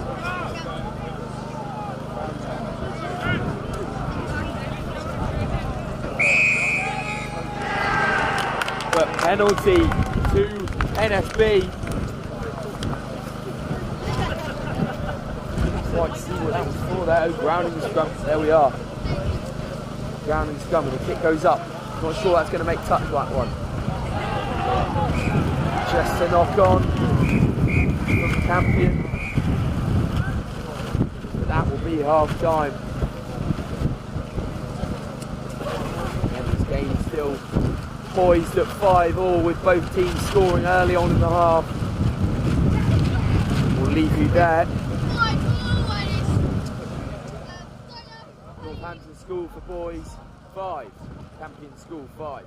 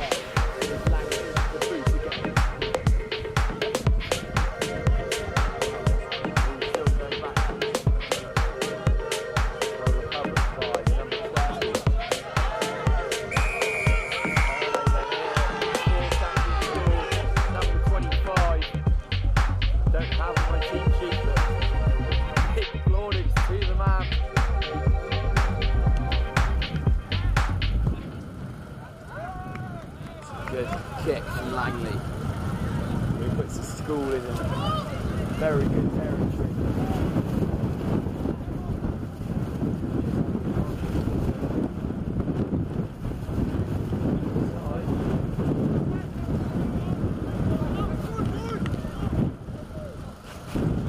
NSB looking to defend their territory here.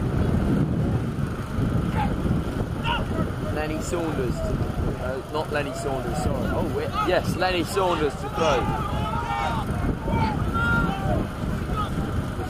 More wheel, the ball pops out almost comically.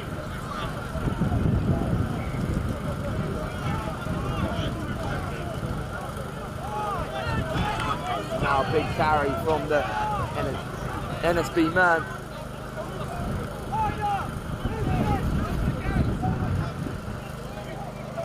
go cross field, and now a lot of green grass to run into. Shut down well by Campion School.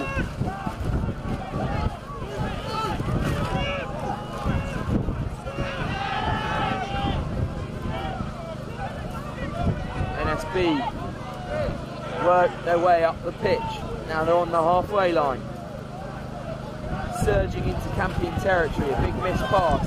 The ball go again, out wide. And a good pick up there.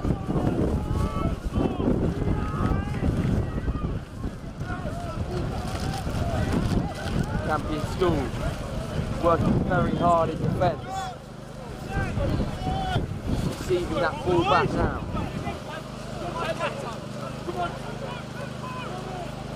Come on, boys. Come on, anything, let's go.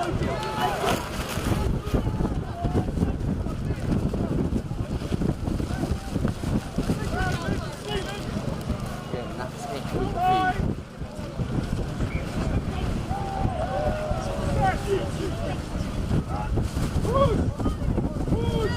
Big scrum again from NSB, who seem to have won the ball back now with an opportunity to play.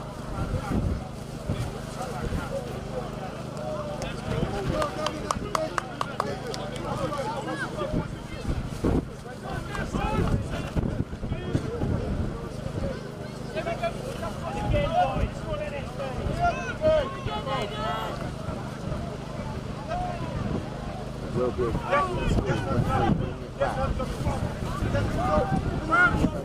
overshot that time.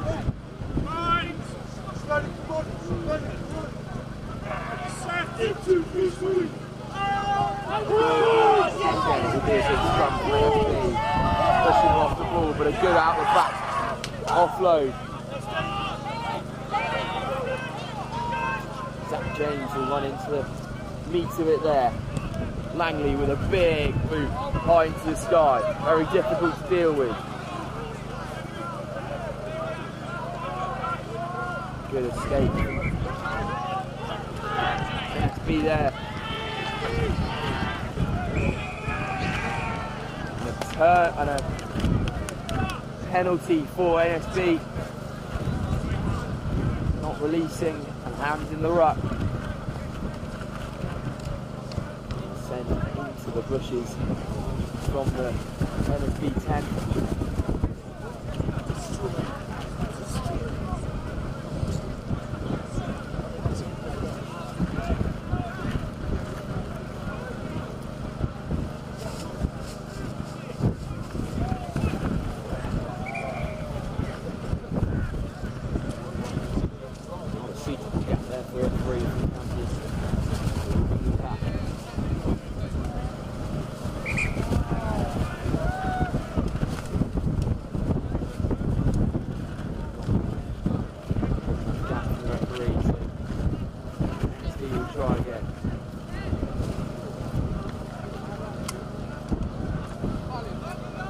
Go up into that driving maul.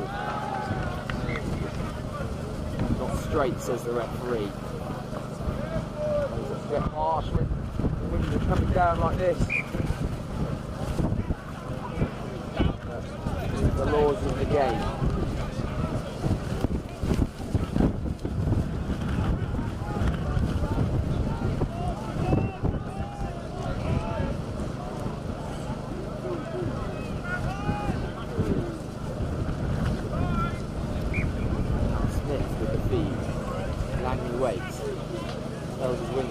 Out. Probably a kick coming here. Scrum penalty, or penalty around the scrum for Campion. Now the NSB 10 will look to the touchline again.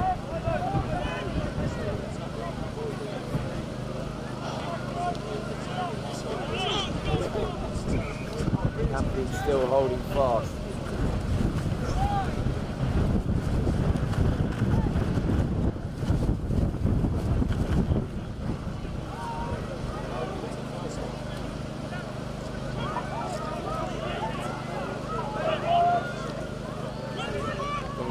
Poised at 5-5 now. Knocked on from NSB.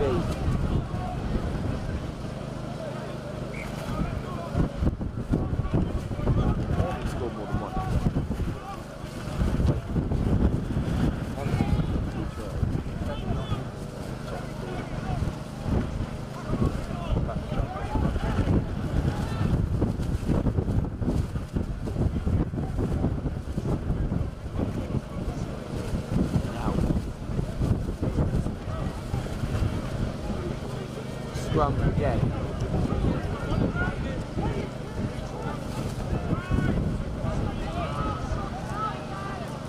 For Campion School, Nat Smith against the feeder.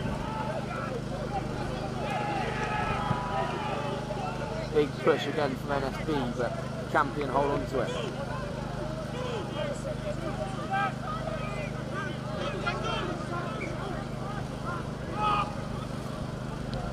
The kick will come from Langley, and he finds touch. He will come back for the penalty for Campion.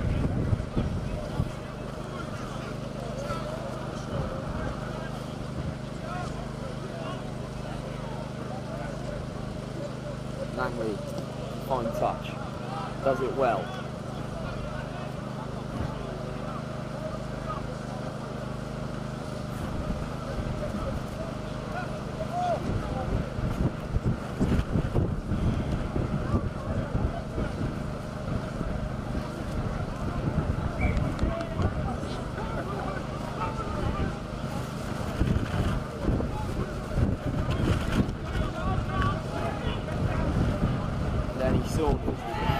Stolen by NSB. Ball gone backwards. The ball comes back for Campion now, picked up.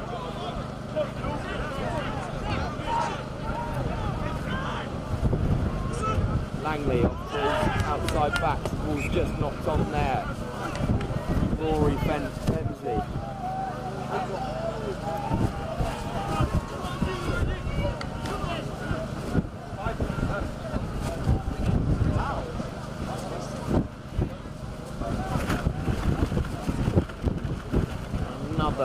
Gale force wind comes through on the playing pitch in Croydon.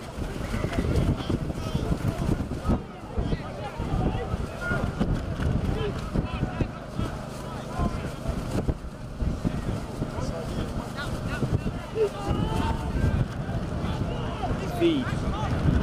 Langley 9 has not come off.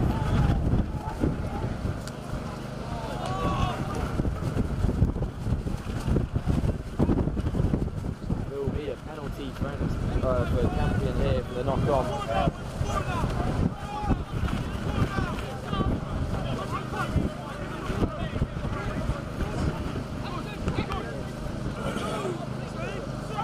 Scrum down.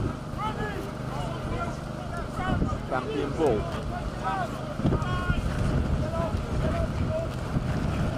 To add something to the game here. What's that scoreline? Scrum just wheels round. Again, extremely hard to keep your footing in this mud.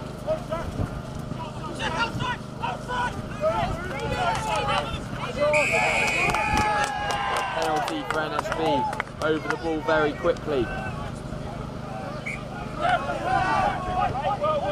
Zach Thomas.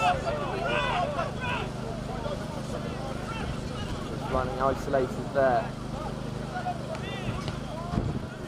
Ball going to again.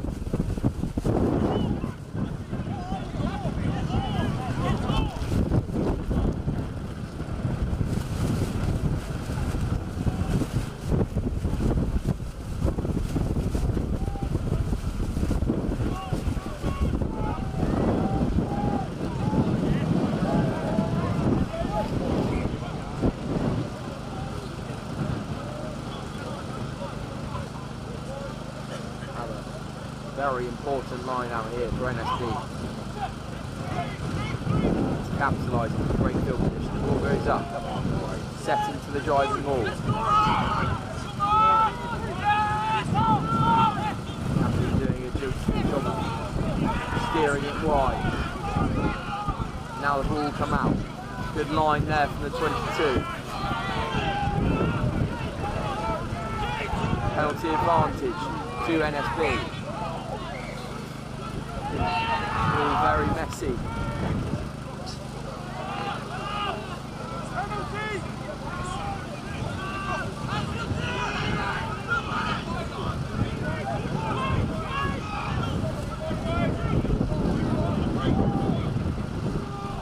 There'll be a tap there. big man, number 8 for NSB.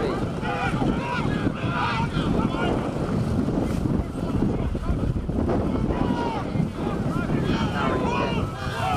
Forward.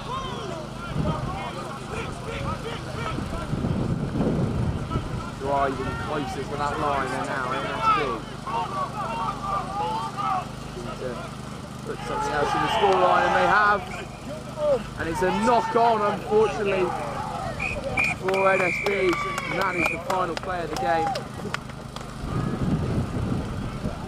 Coming up all square here in this battle of grit between NSB and Campion. We'll leave you there till the next game. Northampton School for Boys 5, Campion 5.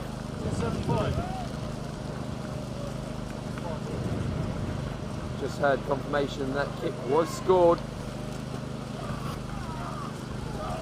from 7-5.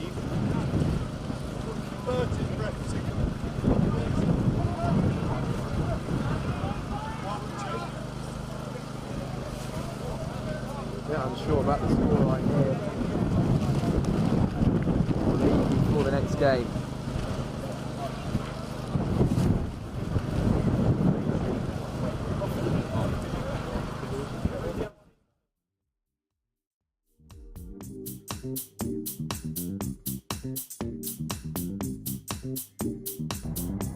Hi there, Kieran Treadwell here. As an ex-pupil that's made the transition to professional rugby, I think it's great that my school continues to put the state rugby in the spotlight.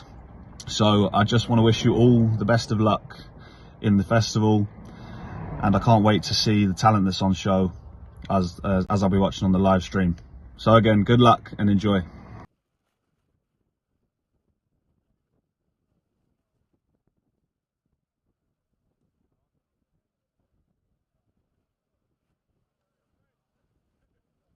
Hi, George Skivington here from Gloucester Rugby. I just wanted to wish all 12 teams taking part in the John Fisher School State School Rugby Festival the best of luck. It's a great concept and it's great to see my old school keeping state school rugby in the spotlight. Great that we can see all this young talent on display this weekend, and I look forward to watching you on the live stream. Best of luck, everybody.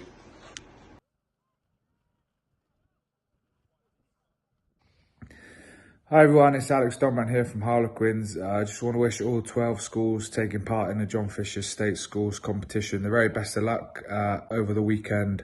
Hope you enjoy the weekend, hope you play some great rugby, and yeah, look, it's great to see my old school striving to put state schools rugby on the map, striving to give everyone a chance, and yeah, I can't wait to watch all the games on the live stream, and yeah, I'll see you all soon. Cheers guys.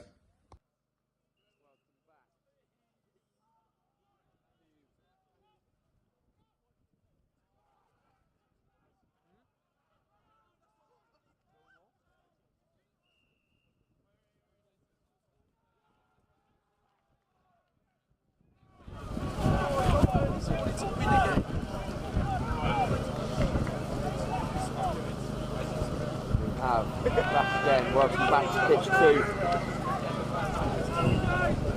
Gale force winds coming down with a lot of rain.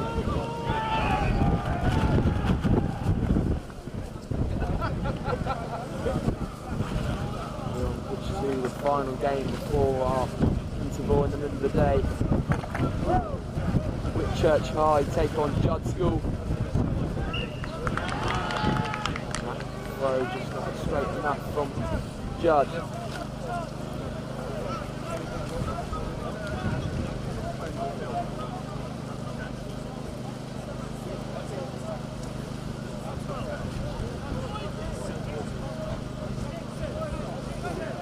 It will be Whitchurch High ball.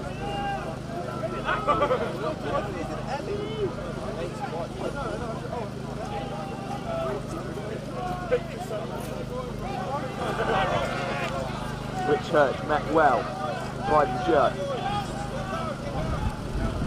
It will be cleared by Britton into touch.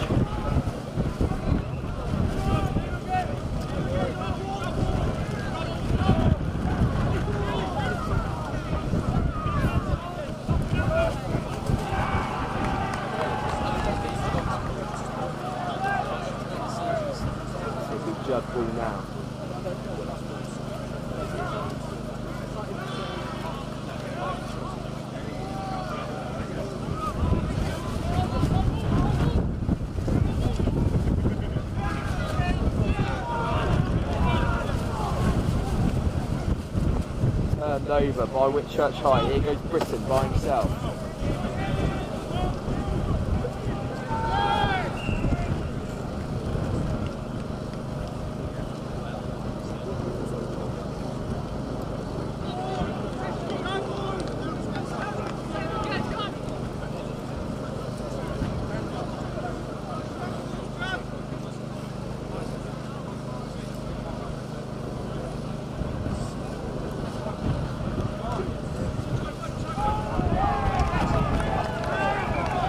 Whitchurch ball.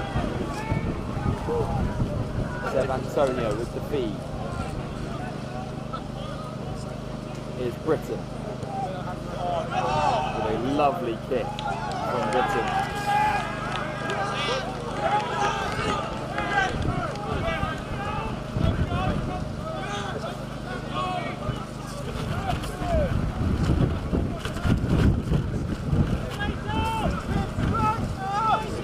Judd have an all-important line-out.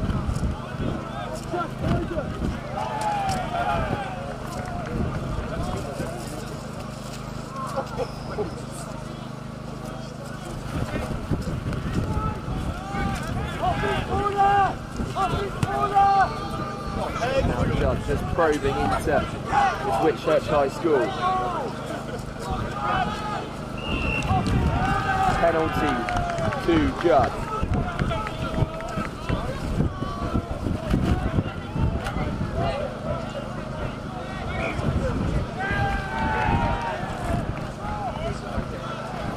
Sent long touch by 13 Joel Walter, who's been very good with the boot today.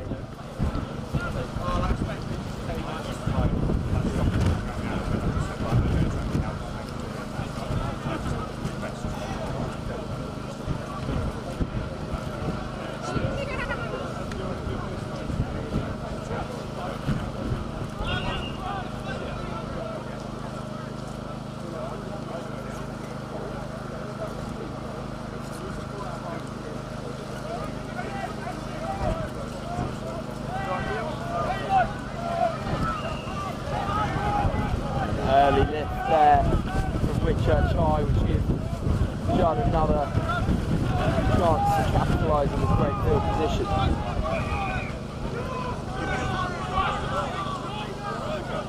They'll tap Costello. He's forward pack.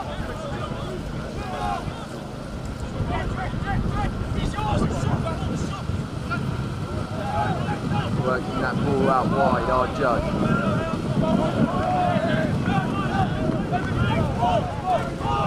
Bumbling around there, bouncing off two men. Judd forward.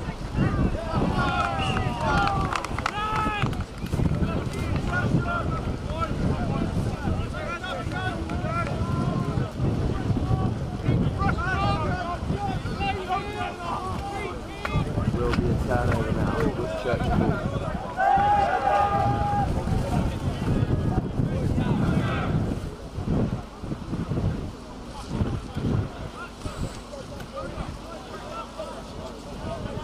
Waits at 10.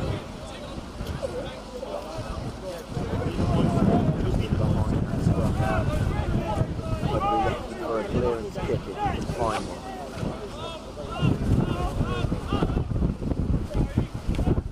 Britton with a big boot there. Chased down well from the winger. The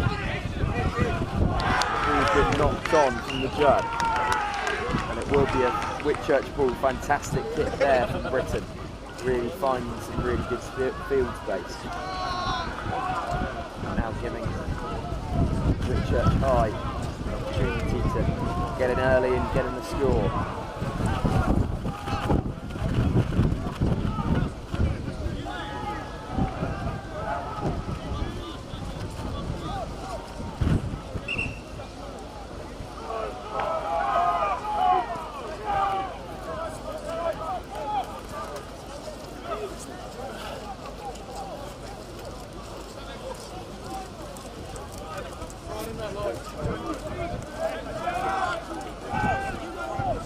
Whitchurch here with an all-important scrum. Britain waits at 10. They'll give late, but well recovered there. Number 12, Jack Jones, given off to Morris. 80 yards. Now number 5, Niall Moore, the captain. Off to Britain, who'll choose the out-the-back option for Finn Parsley. Parsley gives inside.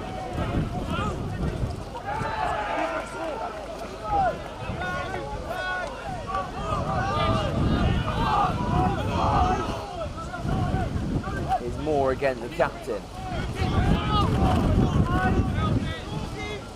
Britain out the back. Given away there, and the chase is on now, but just loses his footing, does the Judd man.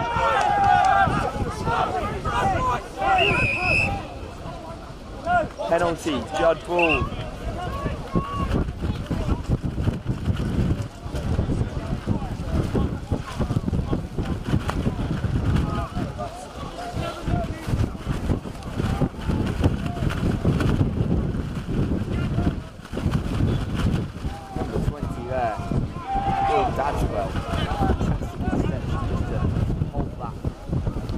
Whitchurch attack. Joel Walter, 13 again, final touch.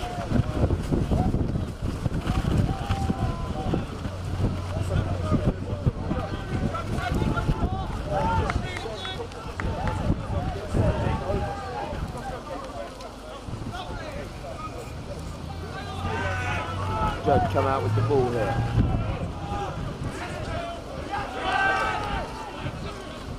And will choose to go blind again.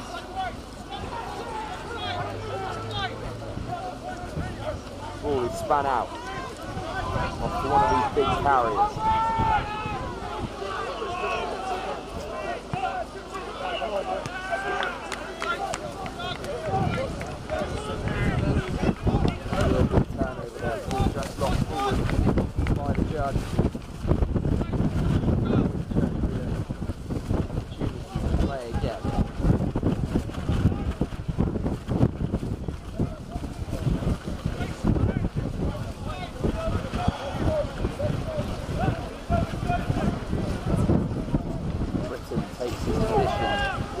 Left of that scrum.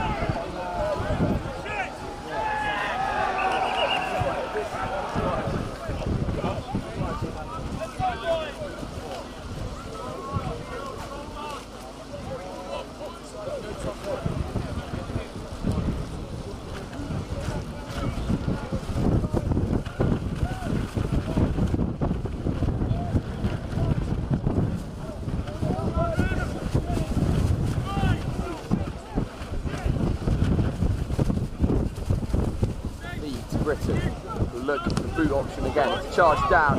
Can they get on the end of it? They can!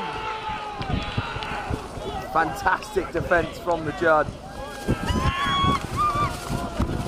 They've got him to score in this first half.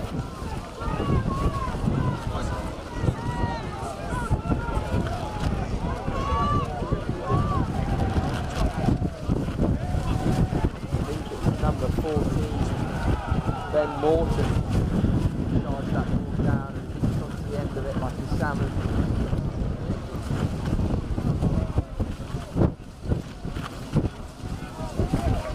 It will be Costello to convert the extras here.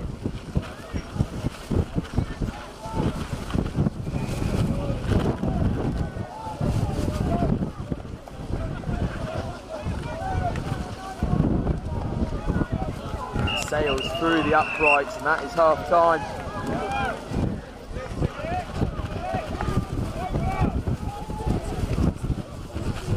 Judd just gaining that 7-point lead right at the end of the half with a fantastic knockdown from the kick off Britain. Judd will go into his half.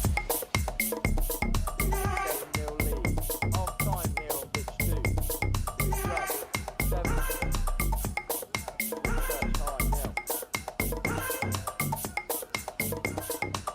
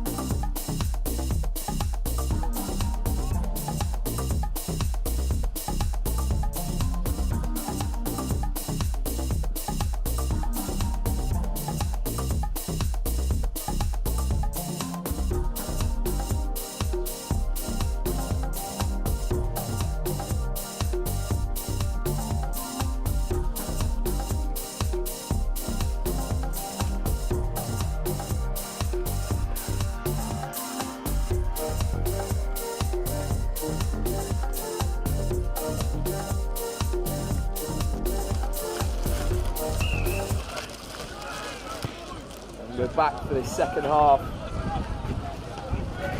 Judd taking a late 7-0 lead against Whitchurch High here. Through the charge down kick of Fraser Britton. Dotting down nicely was Ben Morton. Whitchurch will have the ball now. Advantage being played.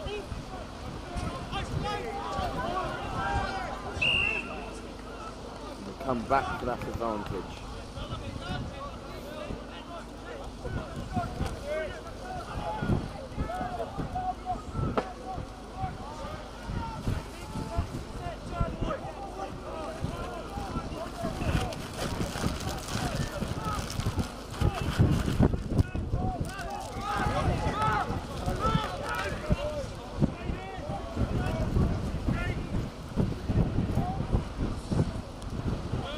Go up for Whitchurch to try and set some good territory here. The pick and go will come.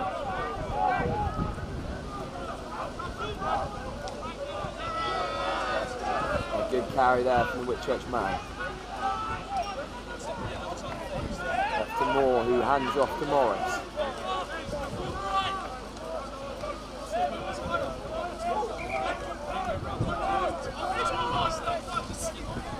Here's Britton, out the back to his winger, Harry Turner. Harvey Thompson. Here's Britton again. Dummies inside to his captain Moore, but chooses to suck it up the jumper.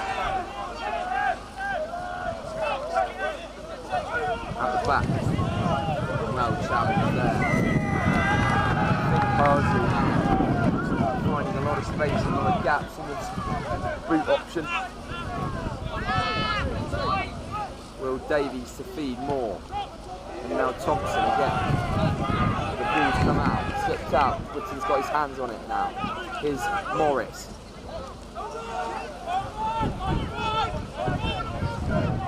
Davis to Britton.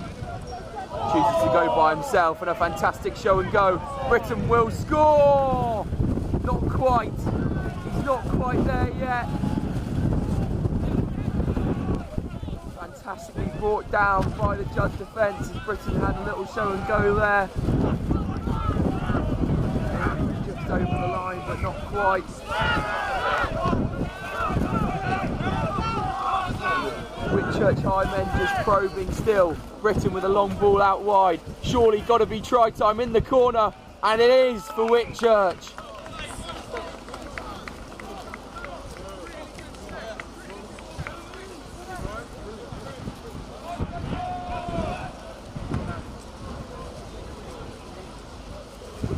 Fantastic play again for Whitchurch High.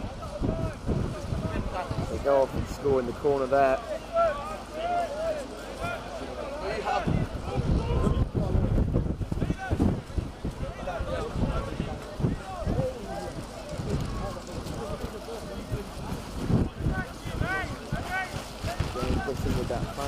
to go and feeding the men out wide.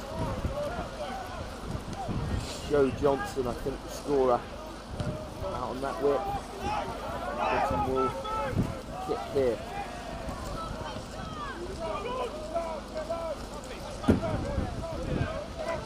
I'm not sure if that one over. We didn't have any indication from any touch judges. Don't think it did, so the score will set 7-5. Come on! 5 minutes!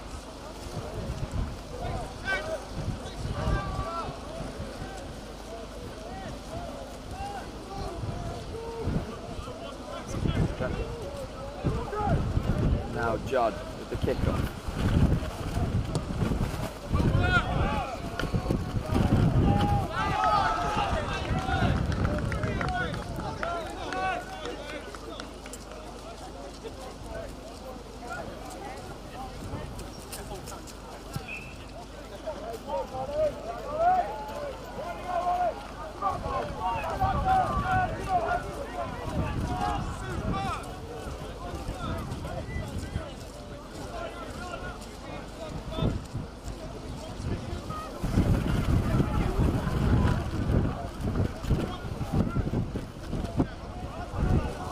Now,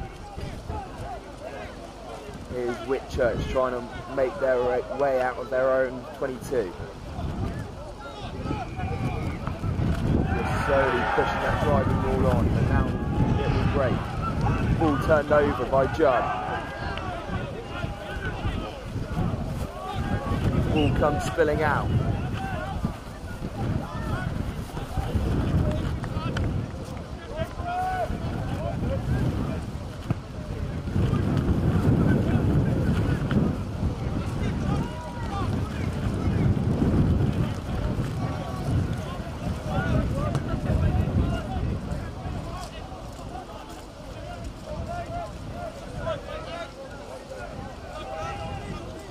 But it will be the Whitchurch high ball.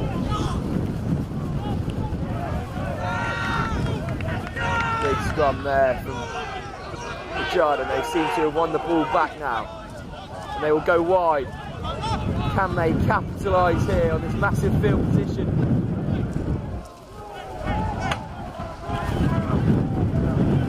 Judd here trying to get over the line.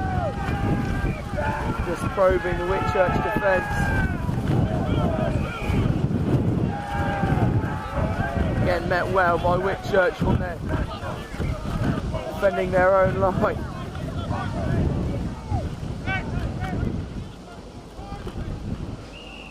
Judd just probing here, and it's held up, says the call from the referee. Welsh side staying alive once again in this tournament setup. Britain will clear. And a fantastic kick it is at that from Britain.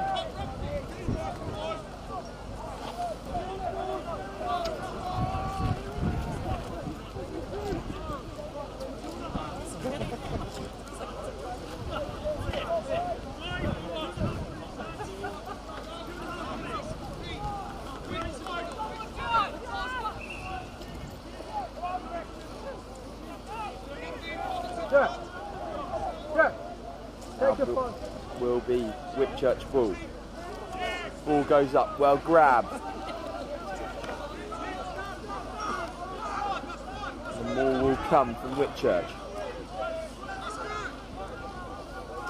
Ball handed back. And carried well from the number 23. Britain will take the ball. They'll show and go, and he seems to have gone by again, has Britain. It's a little boot in. Can they make it? Well picked up from Whitchurch High. Can they make the most of this? Will be fed out wide. Surely got to go from Britain. It doesn't, but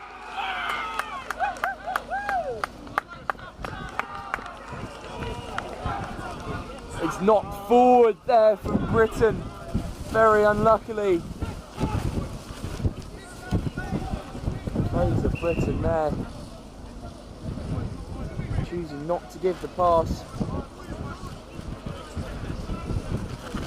Now knocking it forward over the try line, unfortunately.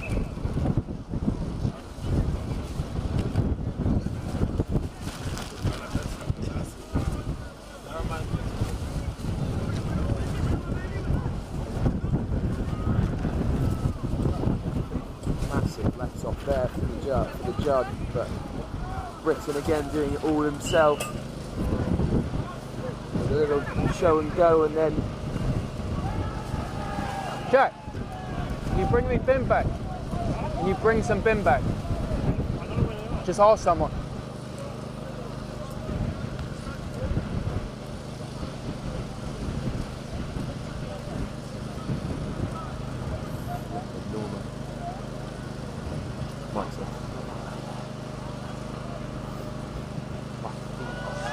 yeah, same, and I'm wearing wellies. I'm so hungry, but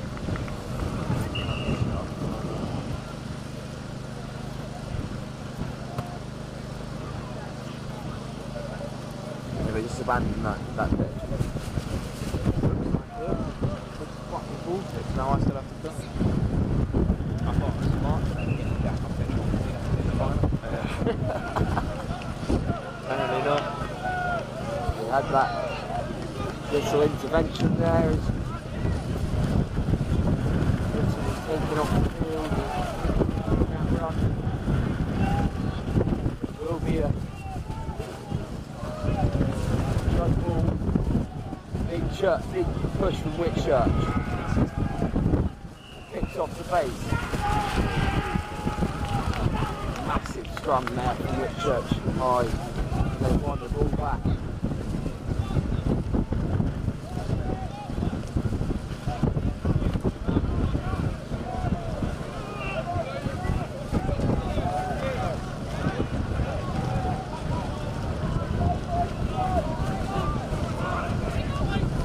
Step play from Whitchurch. Ball is not forward. Judd will have it in their possession with a penalty advantage as well.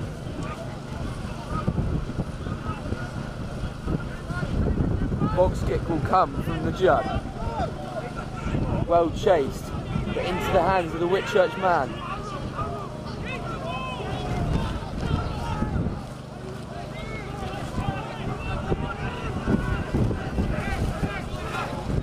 Whitchurch again will probe the Judd and try and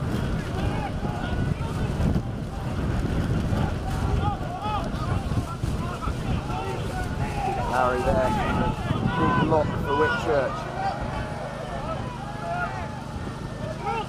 Good wriggling run. Ball stay in Whitchurch's hands. Here's Moore, the captain. Seb Antonio back on at 9.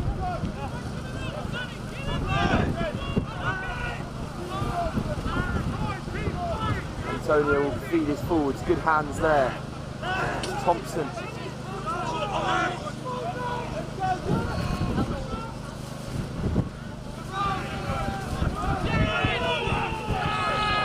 Penalty to Whitchurch. Antonio will go by himself.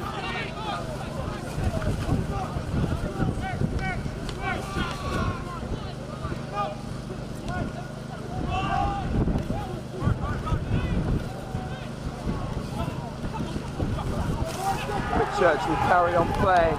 They could be in here. Just probing towards that line. Antonio will feed. And a great line break here. So inches away from the line.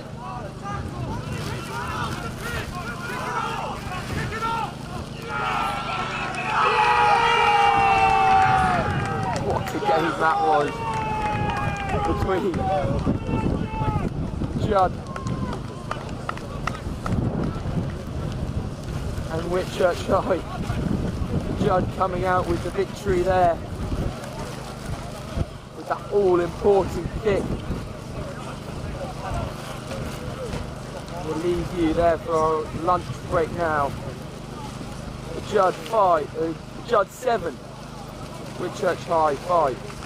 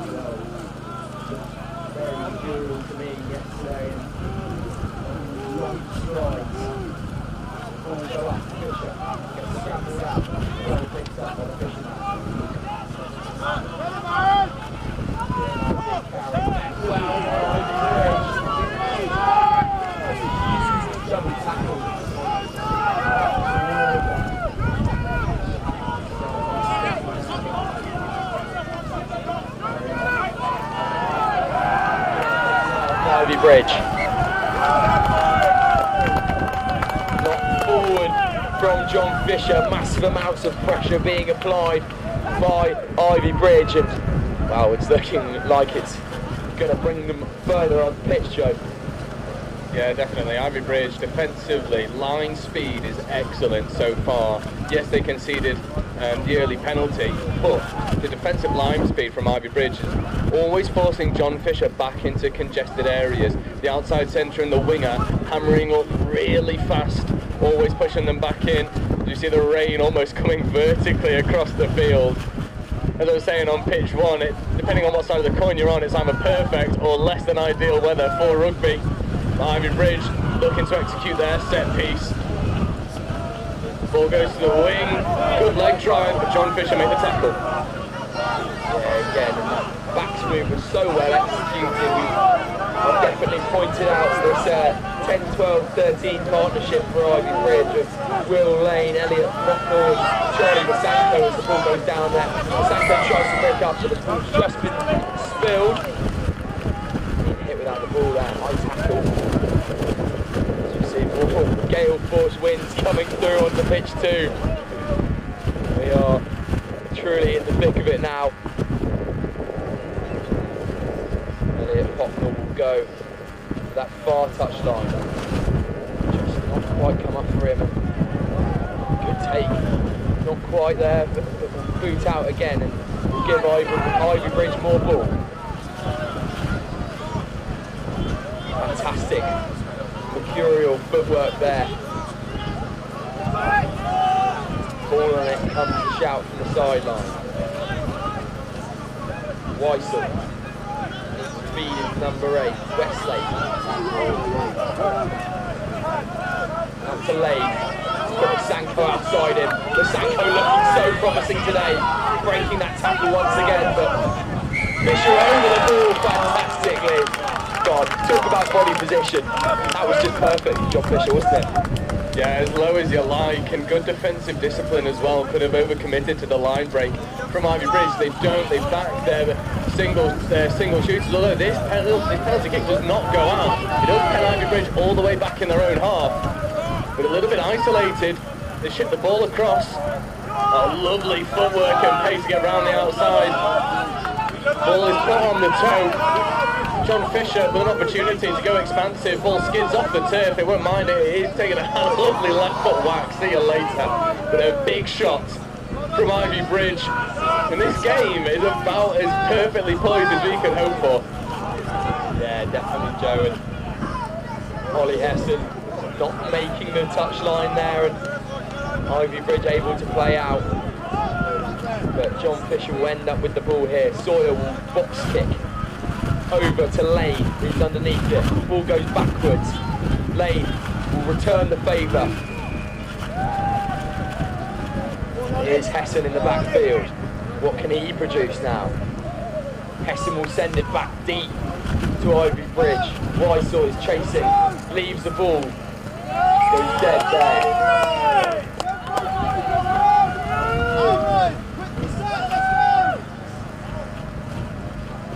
Fisher just trying to impress his home crowd and keep them buzzing. As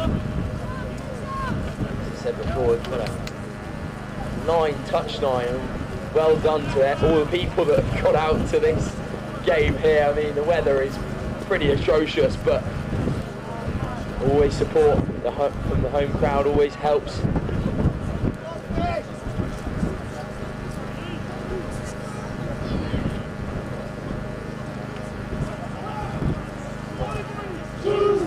Back line.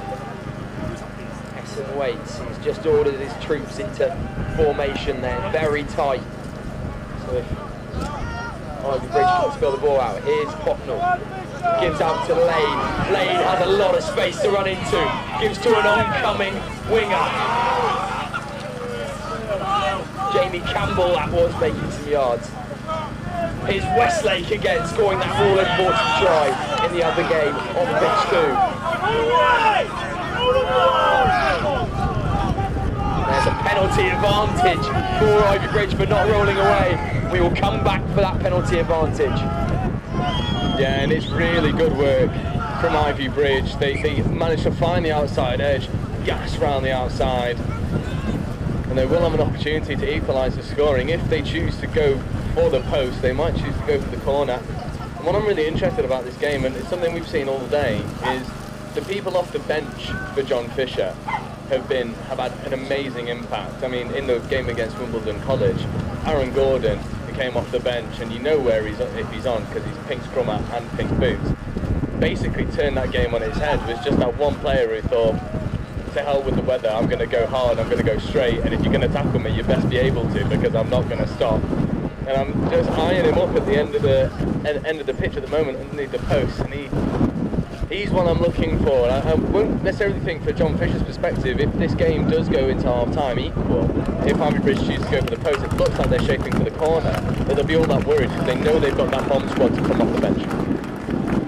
Yeah, it's an interesting one, as you say there, Joe, because to be able to go for the post from this direction with the wind coming across you, you kind of have to put some, like, I don't know, banana swaz on the ball, which would be, I mean, I don't doubt Will Lane is a kicker, but that would be incredibly difficult to do.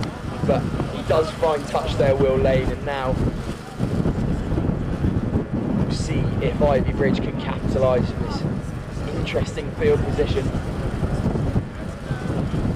Up goes the jumper, back to Westlake at the back of that ball.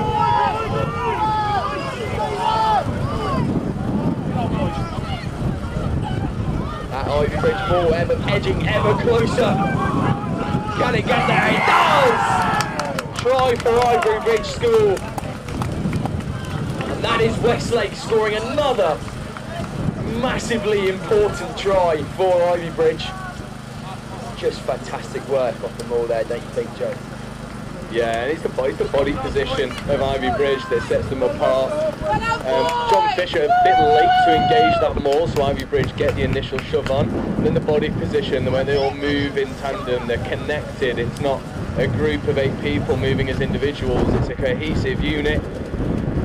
And the decision to go for the corner pays off. They back the rolling maul goes over, and now the extra points are sat here begging. I think this is definitely a day where you've kind of got to back your forwards instead of maybe trying to swing it out in the backs. But as we said, with this wind, it's so difficult. As Will Lane goes for the kick there. Will it be good? Not quite from Will Lane. And that will be a half. Wow, what a spectacle we've got here. Just Ivybridge putting themselves 7-3 to the good there. But as we say, Joe, you've got a few special players to come off the bench for John Fisher. Yeah, definitely. Aaron Gordon's a big one for me. I'm saying a big one. It's not just metaphorically, physically as well. He is a huge unit to come off the bench. And I think for John Fisher, you've had the lion's share of field position. You've had the lion's share of possession of the ball. There's just 1 or 2 errors creeping in, whether that's with the kick chase. Kicks maybe falling a little bit too deep. We saw that one from Hessian that just dropped into the dead ball area. Ivybridge have grown in this game, but John Fisher, they're not going to. It's your last game of the tournament. They're not going to leave it out there. They're going to not stop. They're going to keep going. They're going to, kick through the gears, leave it all out there. It's your last game. You don't want to leave the last game thinking I had more to give. You want to be continuously pushing and run this game right to the wire. Yeah, definitely. We'll leave you there for a few seconds while this half-time runs through. Ivybridge School 7, John Fisher 3. Hi everyone, it's Alex Donman here from Harlequins. I just want to wish all 12 schools taking part in the John Fisher State Schools competition the very best of luck over the weekend. Hope you enjoy the weekend, hope you play some great rugby, and yeah, look, it's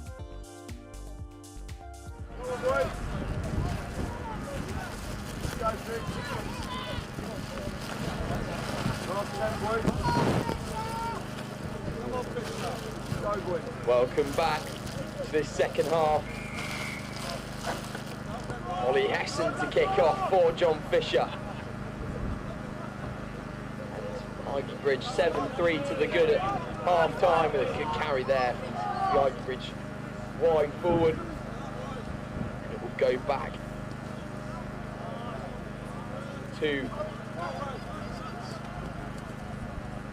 Hopnell with that kick, and then John Fisher will return the favour into touch, and it's a slightly wayward kick, and that means that the field position will be advantageous for Ivybridge.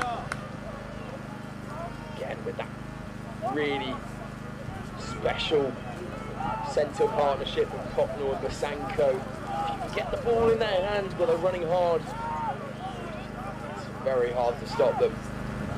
Of course, Will Lane popping up in really effective areas all over the park. Just see that advantage go Ivybridge's way. Come back for the knock on.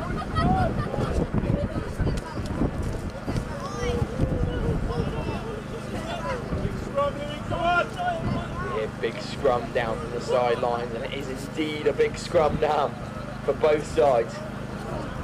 Ivybridge just trying to nudge some more points onto that board. Fisher just left wanting in that first half, as we see your man Joe come on at 8, Aaron Gordon. Might affect this scrum definitely with a low position and a big leg drive. We'll see what happens here. Ball comes out. Weissel off to Lane. Lane to Pocknell. Basanko. Really good from Ivybridge School. Again with that linking up that backside. Here goes Weissel by himself.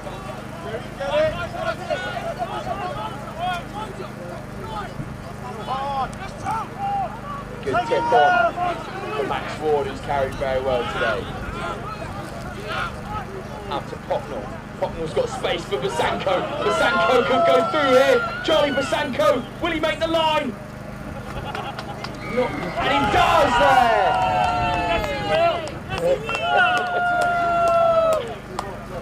Charlie Basanko running over the line there. I mean, we talk about the backs from Ivybridge School. Wow, that was something special.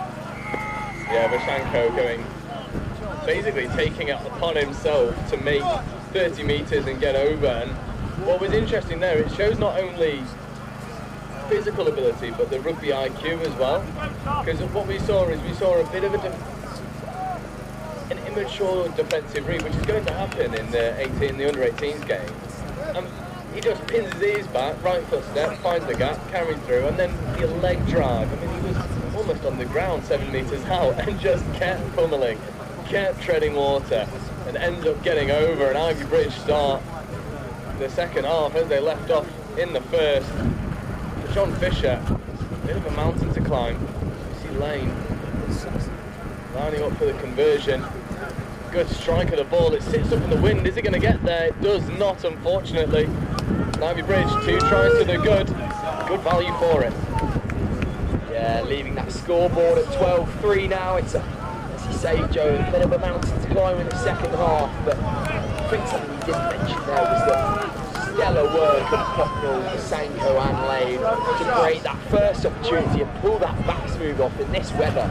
It's just unbelievable. And then obviously Cocknell finding some space and giving off to Basanko. Really special there, but Ivybridge will carry on playing now. Out to the width, and it's a flat pass out to Max Ward.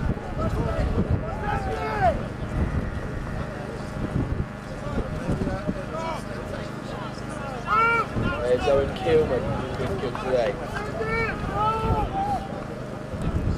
There's Will Lane now to go for the boot option again. Here's Hessen waiting in the backfield, just bounces up off his chest. Hessen with the boot again. Bouncing kindly for Ollie Booty, who will return the favour. And it's a really good kick from Booty. It's a fantastic kick from Booty, doesn't quite find touch. Ball's gone backwards. But a good chase from Ivybridge. Hessen will go again and find touch. But what a kick that was from Ollie Booty. Yeah, and it's textbook kick chase. There's a textbook little game of kick tennis. The kick initially comes from John Fisher into a dangerous area, but gathers really cleanly. And as you say, Booty just recognises where the space has been vacated, sticks a perfectly weighted kick into the far corner, and John Fisher ends up just having to scramble the ball into touch. And you think about where Ivybridge started that exchange, they've made about 30 metres from where that first kick was taken. Ivybridge at the moment, they're just turning the scrum. John Fisher haven't got the answers so far. See ya. Ivybridge line out here. Tom will go up, and it's a driving maul now. Ivybridge supporters making a lot of noise on the touchline. And it's a carried on driving more, and it keeps on rumbling for Ivybridge School. What a driving more this is, and there's no answer from Fisher at the moment. Bit of handbags as well, but we'll carry on playing. Masanko takes that short line. Will he be able to make the line again? Not quite this time. Just a check there from Lewis 2. Held up there from Fisher, but talk about a driving maul. Yeah, Ivybridge have identified that that's their main weapon at the line now. You just drive hard, and they stay connected really well, so the John Fisher players can't join past the initial point of contact. And Ivybridge have been executing the driving maul perfectly, and the way that they roll the point of focus away from the initial contact from John Fisher is just exemplary. And now they're going to have another clean run at the John Fisher line. Ball is shipped out one, taken hard, shipped on the outside. Did it drift forward? No, it didn't. Referee's happy. There are meters to be made on the outside, and they do. Lovely check off, 16, Owen Kilman. It's loose. There is a bit of an overlap. The face is to be taken by Ivybridge. Lane. Oh, what a beautiful line that is, but it's just gone forward. And that is a prop's dream coming to fruition and just snatched away from him by a forward pass. Yeah, Will Lane there was, he spotted his prop Lewis 2, who has also carried very well this game. And unfortunately the pass just goes a bit forward, but really velvet hands from this Ivybridge side, just making the most of the weather. Not really much. Just been told by a member of the crowd that it's actually pronounced tout instead of toot. We will apologise for that, Lewis. But an Ivybridge line out here. Ball goes up, well collected by Matthew Todd. Ball brought down. It's over. And Masanko with that short line again that he's also trademarked this tournament. But a turnover there, and it should go quickly, but have some more yards now for a bit of back chat for the referee from Ivybridge.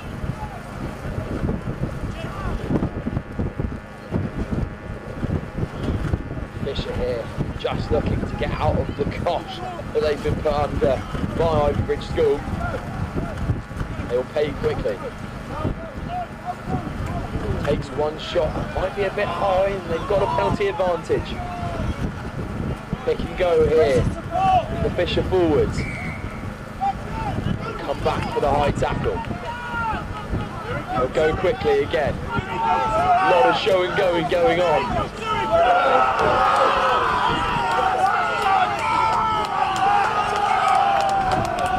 That is a humongous shot from Lewis Tout to, I think that was Lewis Tout anyway, or it might have been Harry Westlake, but that's what happens when you give an opportunity to get lined up. Yeah, there just wasn't enough ball manipulation, and Tout, I mean, took his soul in that contact. That was brutal, and celebrated just as much as a try. And you know, we saw that from the John Fisher player. He just wasn't kicking into gear, there wasn't options off him, and it made Tout's decision so much easier just to fix the feet, plant them, and drive straight through the ball carrier. And this really is an exhibition of the future of England rugby, and Tout with hits like that is going to be next in line for that step up. And John Fisher just can't quite come up with the answers that they need to, as we see another beautiful back smooth. Oh, what a lovely pill to the wing. Who says you need to play tight in bad conditions? If you've got hands like that, you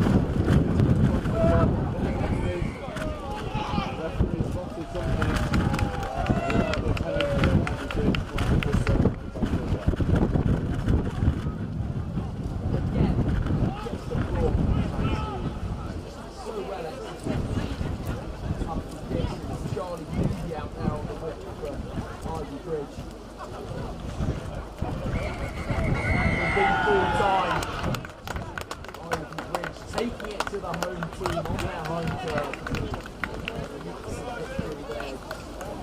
capitalising every opportunity that they had. This was pretty much chance on them. I feel like it was Ivybridge forward. Talking about the rock.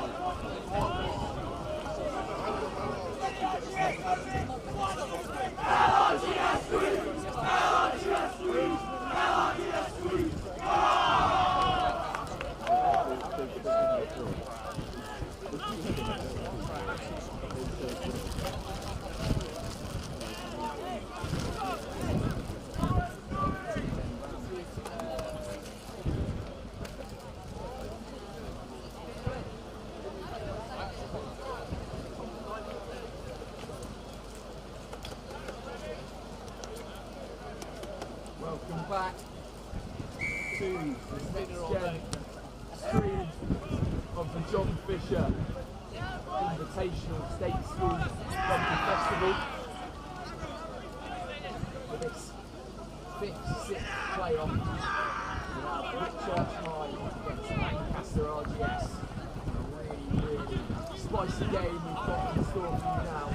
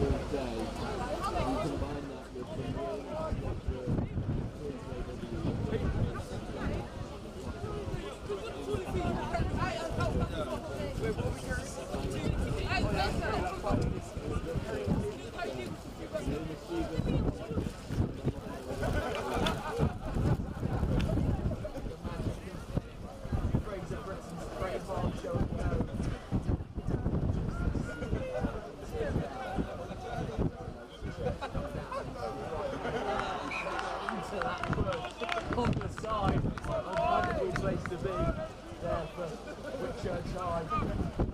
Well defended there for Lancaster, I guess.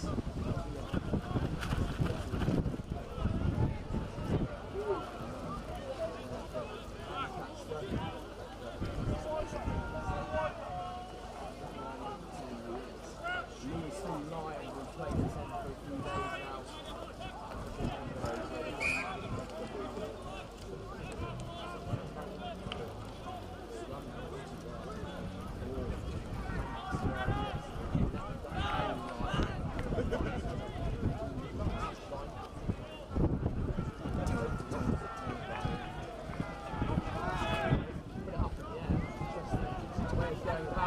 Has worked. Interesting change of tactics, but wow, okay. Yeah, Lancaster is today. There's a lot of good possession, there's a lot of sitting, there's a lot of gambling in opposition defenses. Why not just a huge power ball up in the air and back to the ability to capitalise? They almost did. And quickly, I also want to shout out two very important players for Lancaster. So Freddie Square, Freddie Metcalf, and Freddie Monson, 7 and 8 respectively. Freddie Metcalf has been my pick of the bunch for Lancaster so far. That is the top stuff in number 7 you should hopefully ask for. I have a feeling if they don't knock him down early, they're actually going to really put him in the pick.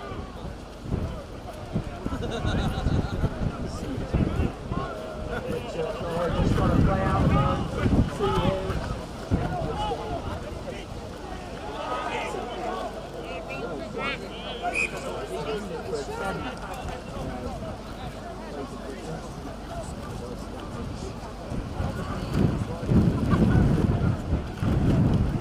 Don't give them easy outs here!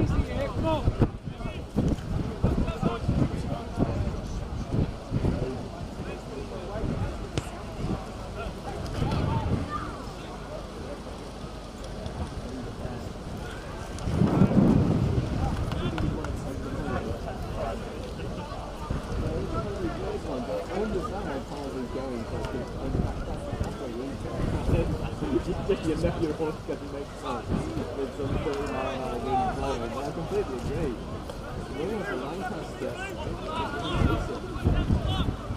backing out and playing that, and looking at the set piece from Whitchurch, and I thought it was on the ball.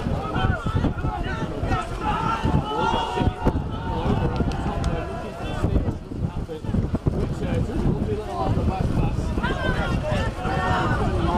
Davies.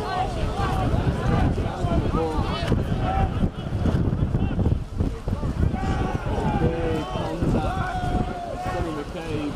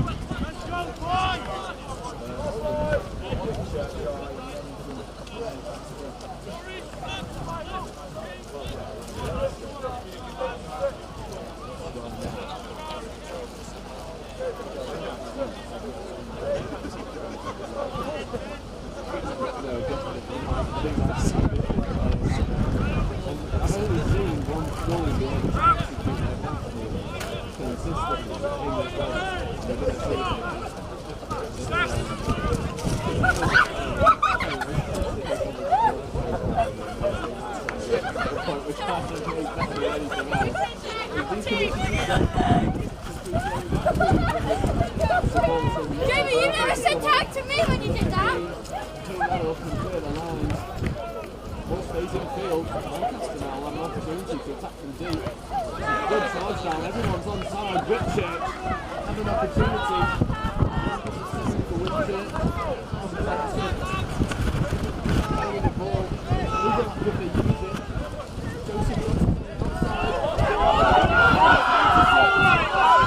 Coming inside.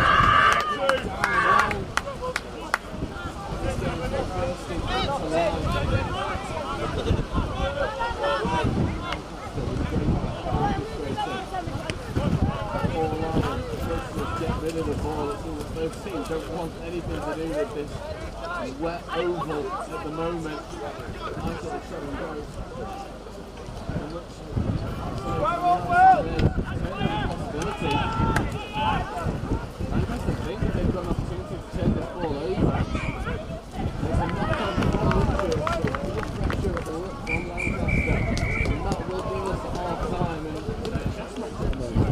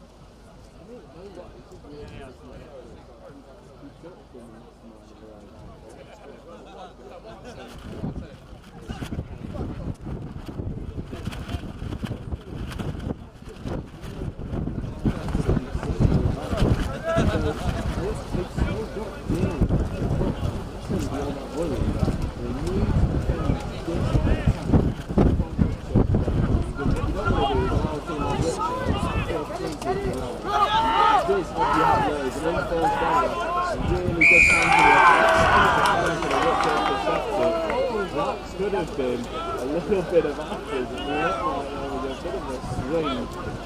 The referee just already happy there was no contact. That's something to watch out for.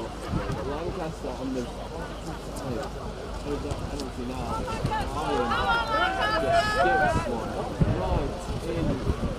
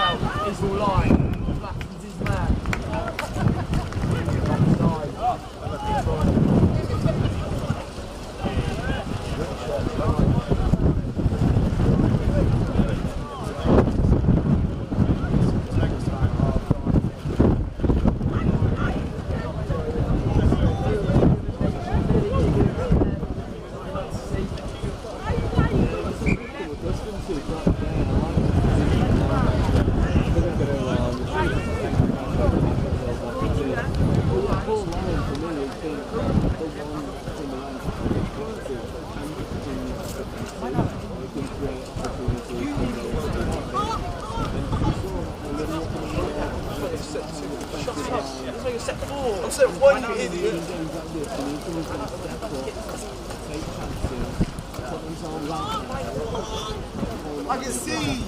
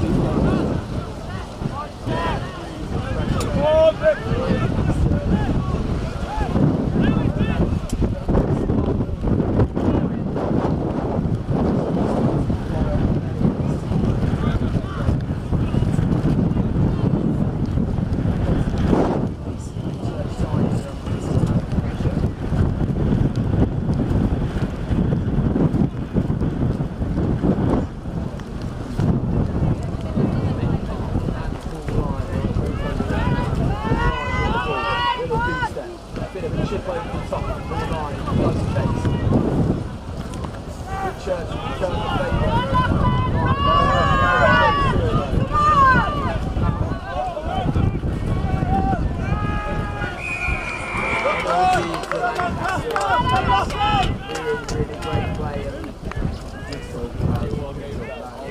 Lewis all line, putting in the work there, and we'll find touch again now.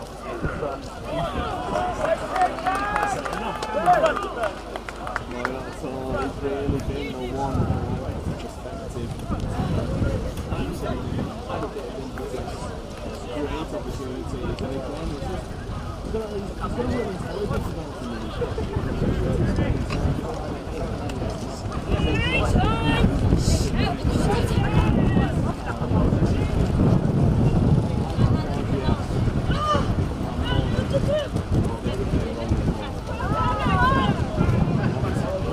Whitchurch illegally though, so hold it at the base of the ruck. Hard at the line, bounces off.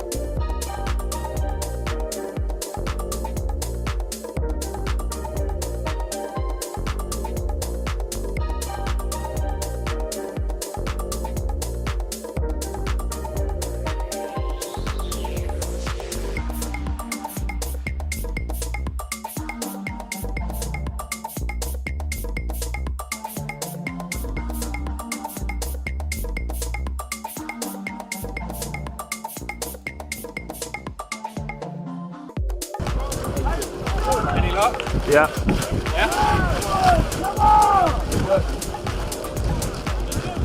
He said try camel with no battery, only power. No, battery's on. Well, yeah, the generator's not on. Sam.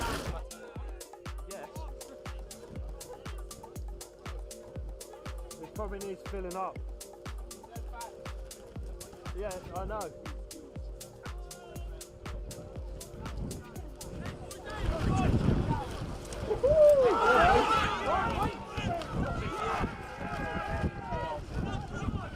Sam, fill it up. Fill it up.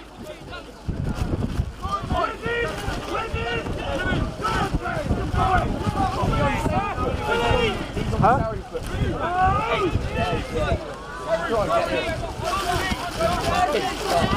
Is he England as well? You see the fast? You can't be that big and that fast. Huh?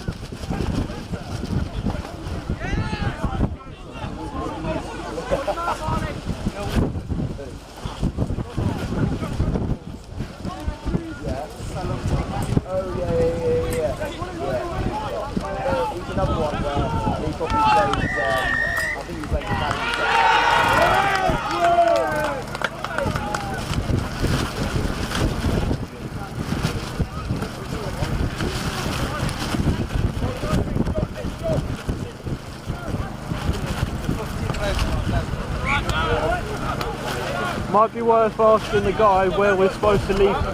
Might be worth asking someone where we're supposed to leave the gantries after. You don't have to do it, just ask them where.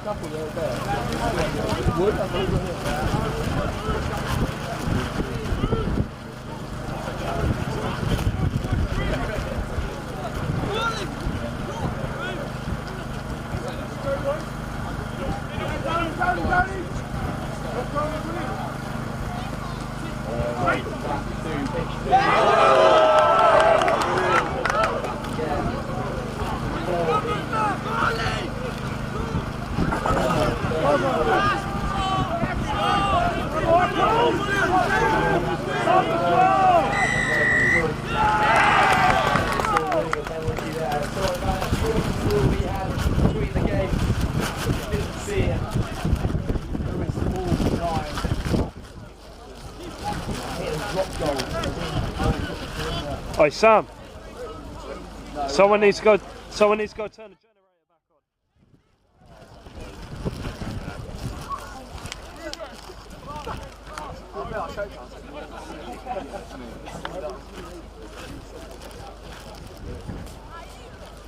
Jack, is the camera going to work with just battery? For now. Our audio is not coming through, whatever we do. Is it not? When the generator was back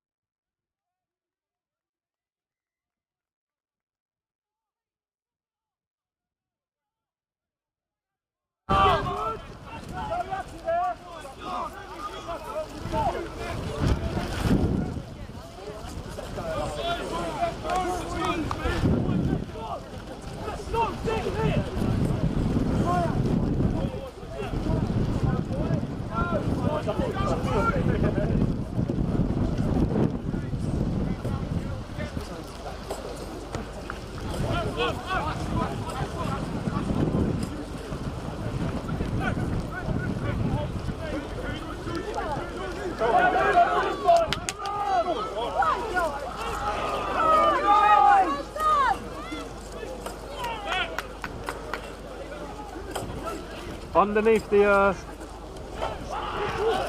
next to where the pulling thing is, there's 2 switches. Put the top switch to the other side and then try it again. Alright, now switch it back and try it again.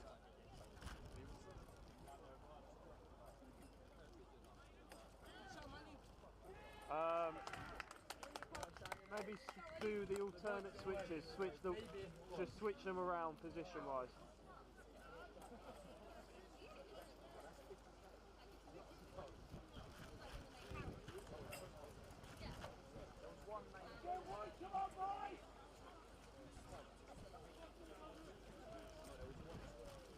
Well, no, to be honest, mate, I don't know. Maybe call Tom.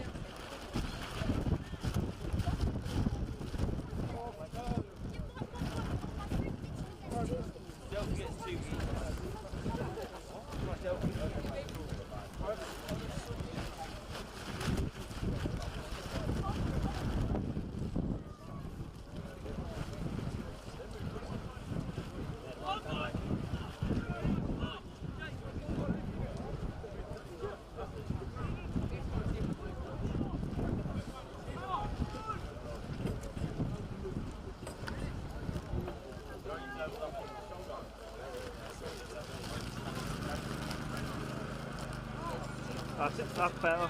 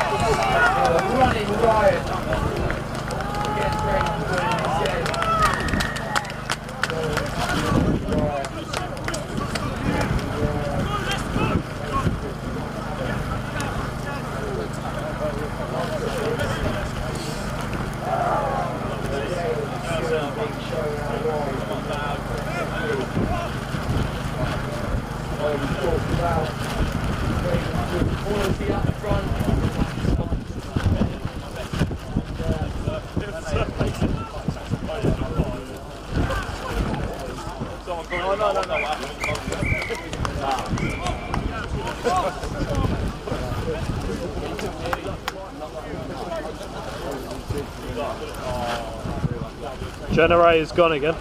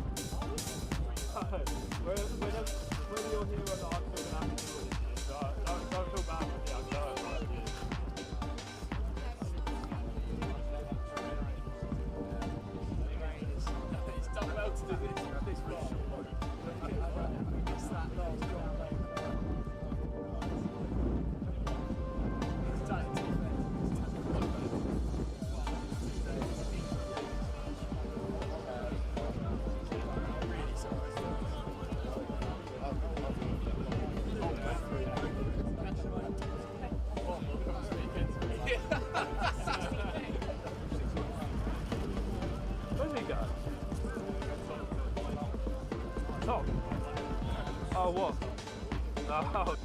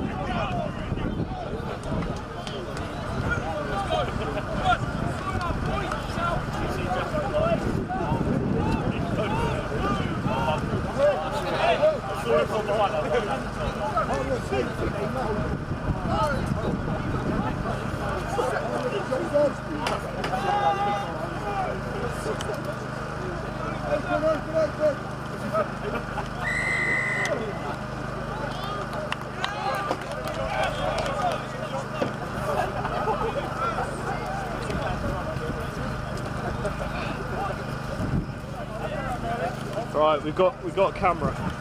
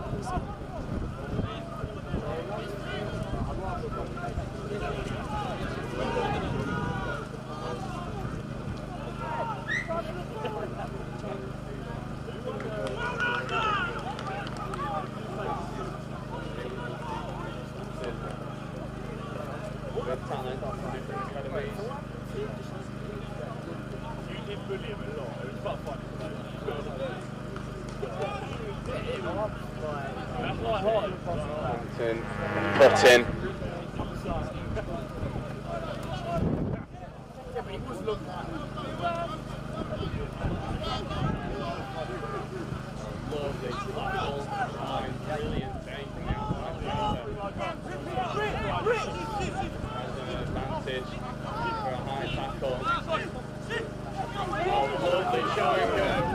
Ball's got to go to Ellis Watts. It does. It's a little bit behind him. Ellis has to check. No worries.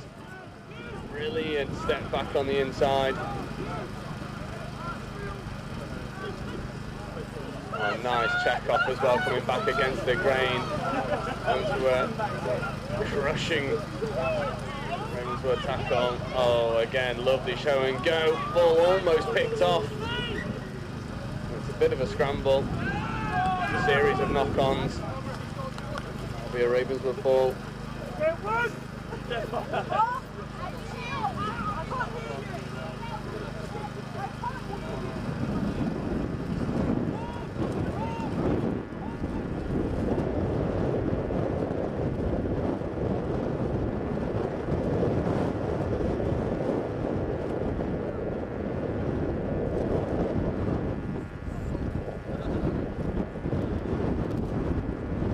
And they need to get some scores on the board, but a really dominant Northampton scrum.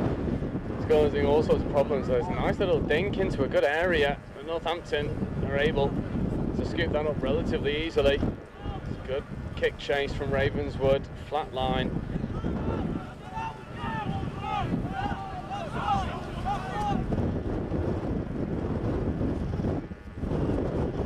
Northampton now with an overlap on this near side. Oh, lovely little drop onto the toe. What a great pick-up, brilliant covering tackle from Ravenswood. But I don't think it's going to be enough to stop the inevitable, and it isn't. And Northampton's third does go over.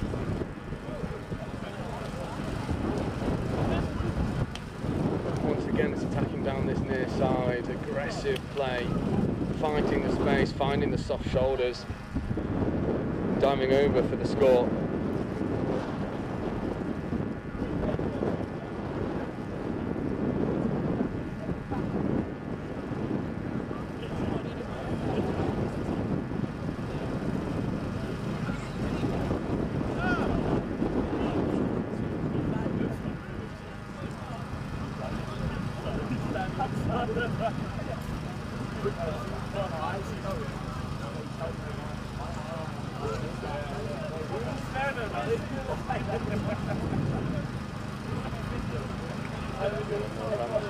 Put the icing on the cake. Quite a version. Chase down attempt is on. Oh, and it's a beauty of a kick straight over. Nice little fade from left to right. And the Northampton School for Boys are running away with this affair.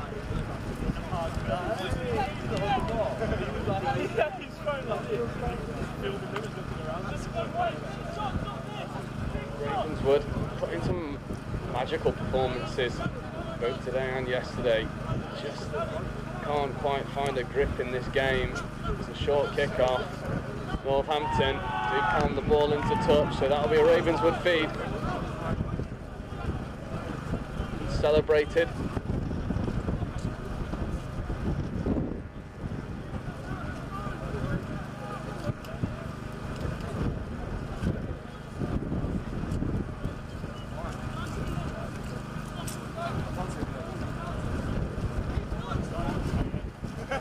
Ravenswood, a really good tackle and a brilliant turnover. Northampton running away with it, turning the screw both defensively and offensively against Ravenswood.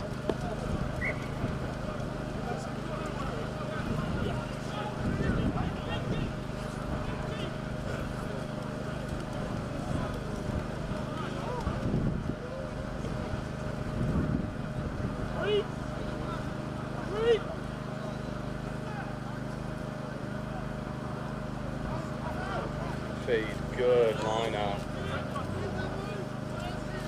And the rolling maul is set and aggressive. They peel off the back. Northampton look to put a fourth try on the board. Oh, the ball maybe should have gone. Instead it's thrown into space and Ravenswood are able to jump on it.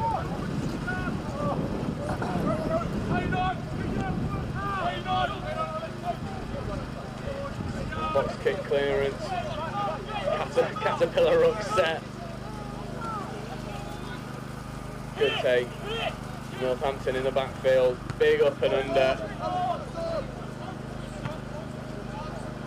Letting it bounce a couple of times. Skating around in the mud. The conditions are really deteriorating on pitch 2. And to maybe be a bit overused due to technical problems. Once again, brilliant take. Oh, lovely little goosey, setting the goose loose. Horrible step.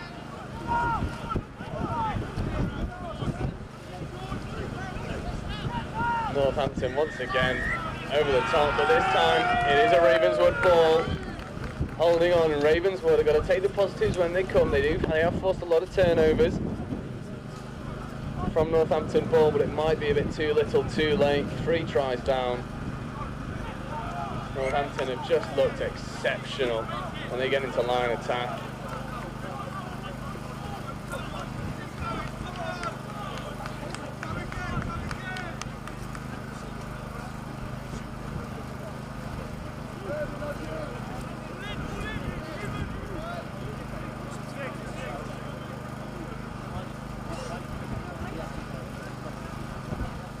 Good line, good take as well from number 19, Teddy Hills, getting up, getting a big paw on the ball. And that maul seems to have gone dead. It has, but illegally from a Northampton perspective, sacking illegally. So Ravenswood will have an opportunity, maybe have a late flourish in this game. But they'll have to, these tries will have to start coming thick and fast.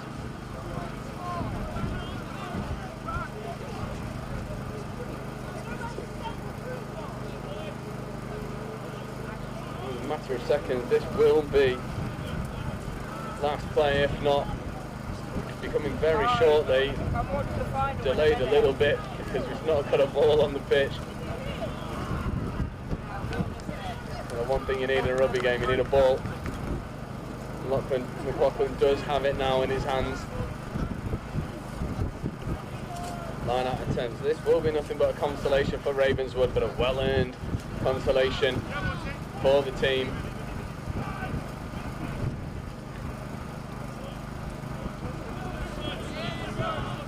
You can see Branch Holland lining up, number 8, ready to run at some soft shoulders. Oh, but a brilliant defensive nudge from Northampton School for Boys. The ball outside, however, there's a penalty advantage. Referee had his arm out there for just a moment. Ravenswood aren't going to settle. They want to keep going. Good line speed. That is penalty. They look for the quick tap. Not quite yet.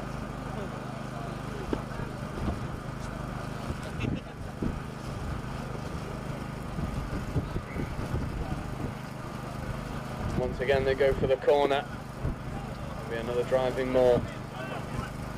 Looking to get over, cut the deficit.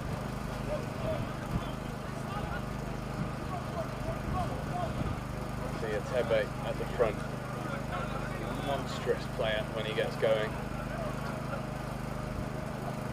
Really good line out to the tail in these conditions is a really difficult skill, and Ravenswood will get over for their score, their very well earned score. And it comes off the back of a really accurate line out to the tail. In windy conditions is incredibly difficult, but they achieve it. Lovely dive over, spots the gap, finds the space.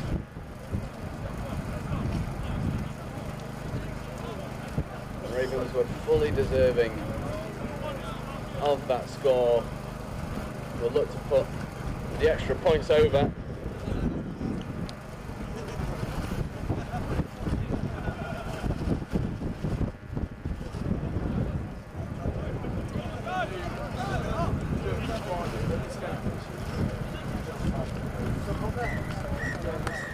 And that will be all she wrote.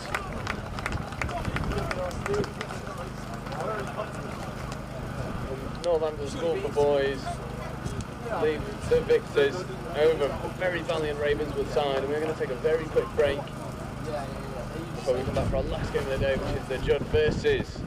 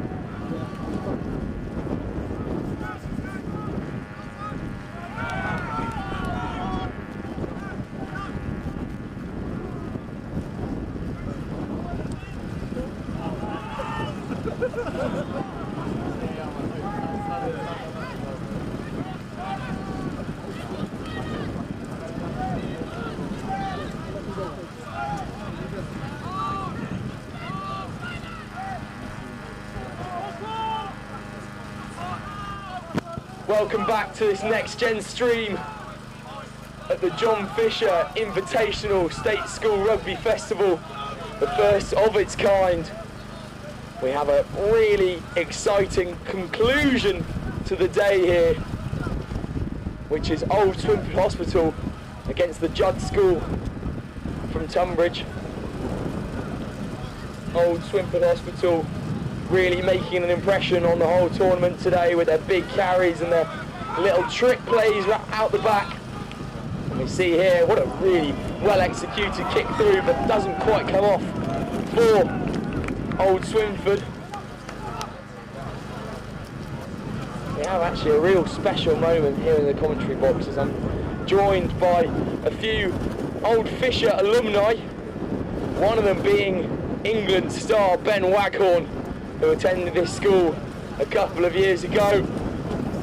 Ben, what impression is this making on rugby at the moment to have a tournament all set up of comprehensive schools and your school being one of them. What do you think about it? I think it's a great opportunity for the lads to have a platform to play on and get the opportunity to be in front of scouts and stuff like that. I think it's great, yeah. We also have Don Morgan in the booth here, who's another John Fisher alumni. Don, what are your thoughts on the whole kind of tournament as well, on the tournament setup, and Fisher being able to put on a spectacle like this? Well, I think it's an excellent thing to be able to do. I think not a lot of state schools get this opportunity, so each of these players should take this and think, wow, this is something special, and I'm looking forward to seeing more of this in the future. Yeah, and definitely we will be back next year for this great tournament as Swinford go through. We've seen a lot of great kicks today, and you should be able to capitalise on your opposition through doing that, and a penalty to Old Swinford. Not releasing the ball carrier there.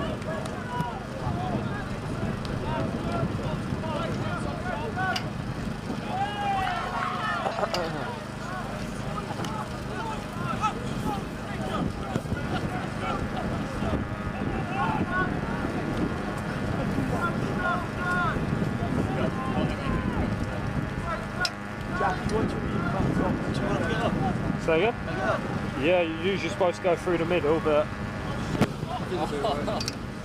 Swinford Hospital just very unlucky there, not being able to capitalise on their great field position and a really good kick through, but the Judd will play out now.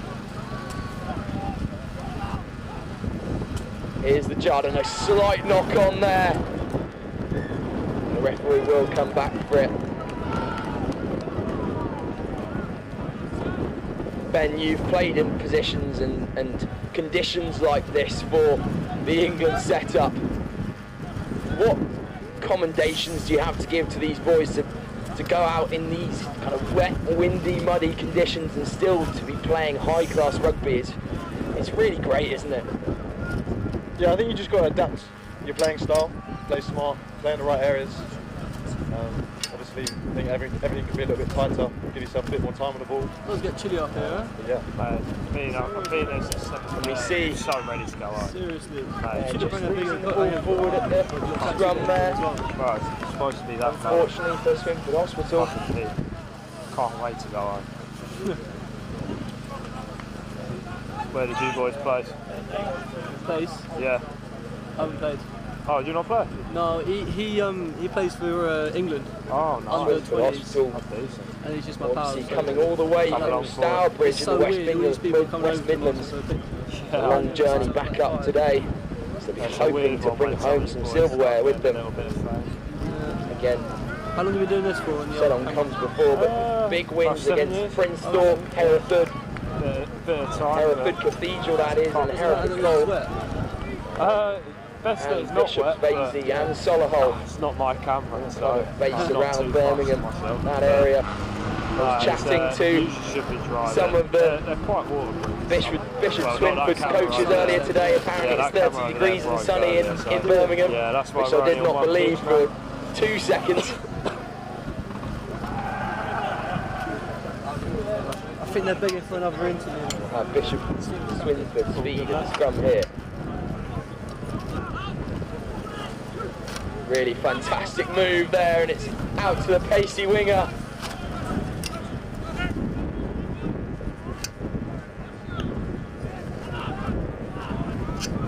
Been saying Bishop Swinford, but it's actually Old Swinford. I've completely forgotten myself. And a penalty to the Judd, winning back that ball, defending their line with great determination.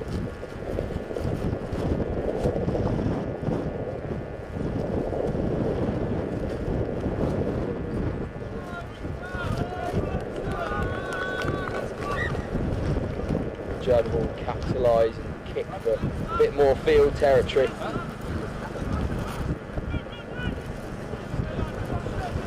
We'll see, as I said before, comms the Judd coming all the way up from Tunbridge, or down from Tunbridge, or even across, whichever way you may have it.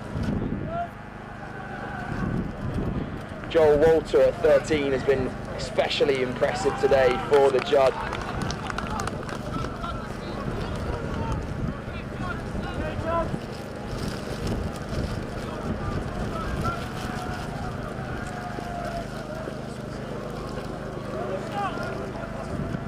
13 obviously becoming a modern heartthrob of the team. Heartbeat, sorry, of the team. In most teams nowadays, and really important defensively and attacking. Ben, playing at 13 at international standard, how has the kind of position changed over the years, and how would you say you most affect the game when you have a really big part to play? Yeah, I think it's a very important position, especially defensively as well. There's a lot of pressure put onto those 13s, getting in that wider area. You've got quite a lot of ground to cover and defend, so it can be key to an attack as well. Just targeting that 13, if they can get him to bite, then you're going to get so much go forward from that. And then attackingly as well, I think it's massive. Like all the back line are basically similar roles. Like you have to slot in at 10, slot in anywhere you can just to get your hands on the ball. Yeah, Joel Walter doing a really impressive job of that today for the Judd School.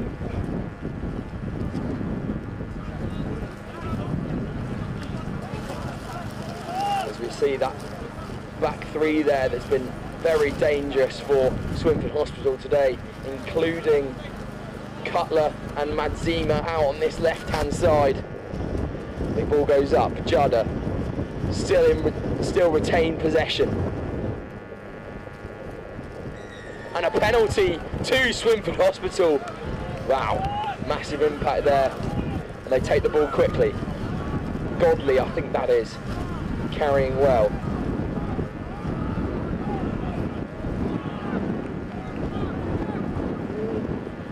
Bishop, Old Swinford Hospital, parked on this try line of the Judds. The ball is fizzed out and a little poke through. Will it go? Not quite, and the ball is jotted down by the Judd. I think the referee might brandish a card here, and he does, for the Judd, just impeding play too many times.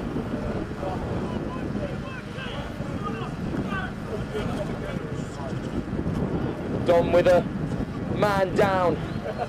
How important is it that Judd retain this head space and don't get sidetracked by ill discipline? I mean, playing with a man down is so difficult. How would you kind of speak to the boys? What would you say to those boys from the Judd now? Well, I think now's the time to kick your heels into the ground and dig deep. With one man down, you've got to take it as it goes. Conditions aren't favourable, but I'm sure if they pull together, this is a game for the forwards. Like, blast it through, keep it simple. I'm sure they'll do it better. Yeah, definitely. As we see Swinford Hospital coming out the back to Cutler. He's got Madzima on the outside. He doesn't use him. They'll play again. Met well by the Judd, but it is down for Swinford Hospital. Getting some more points on the board, as they have done so many times today. Swinford Hospital looking so impressive. Those big carries. Just capitalising, as we talked about with Dom, on that man down. Those Judd boys have definitely got to dig their heels in deep now and try and get a result out of this game.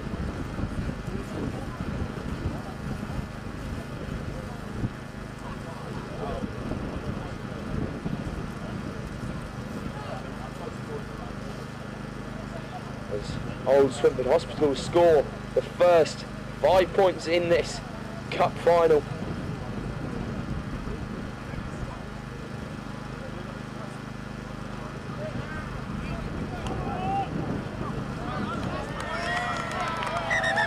It's just a bit of a skew-whiff kick there from the number 9, Owen Clues, who's been really reliable off the boot so far today, and just having a little mishap there.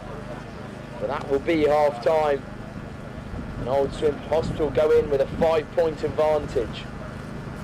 Half time for this cup final at the John Fisher Invitational State School Rugby Festival. Old Swinford Hospital 5, the Judd 0.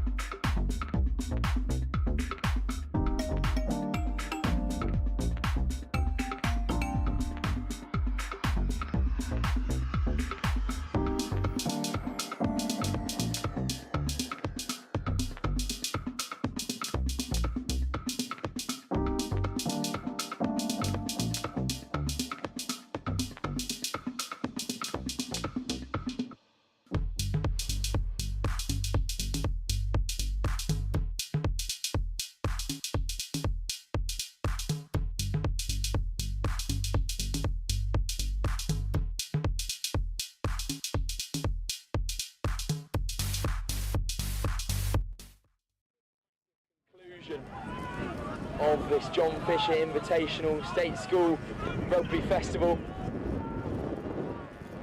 Old Swinford Hospital 5-0 up at this point, and we see the introduction actually of number 20 Will Terry, who's been really crucial for this Old Swinford Hospital side as Solomon Tyler Gordon goes in again, as he's done many a time over the course of this festival. And here's Terry with that big boot.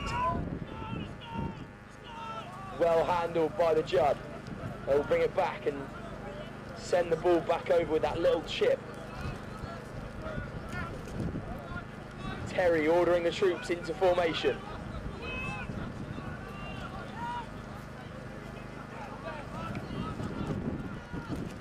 And the boot comes from Old Swinford Hospital. The ball, I think, is slightly knocked on. There it is, and that will be a massive gain in territory for Old Swinford Hospital. Everyone giving some props to Will Terry there, who put that boot over the top, and just having a word with his back line, telling them what to do.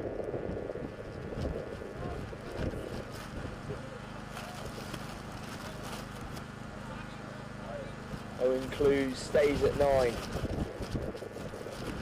See.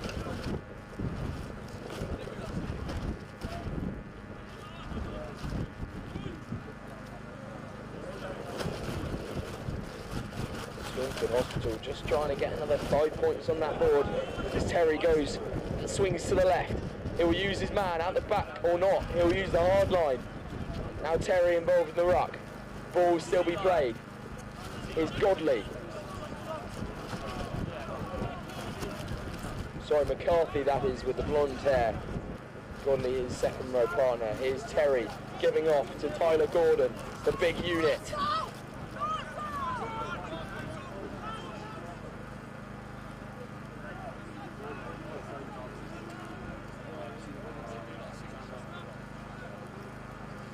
Now Swinford Hospital will go again. Here's Terry giving off out the back to his number 12. Shillingford that will be.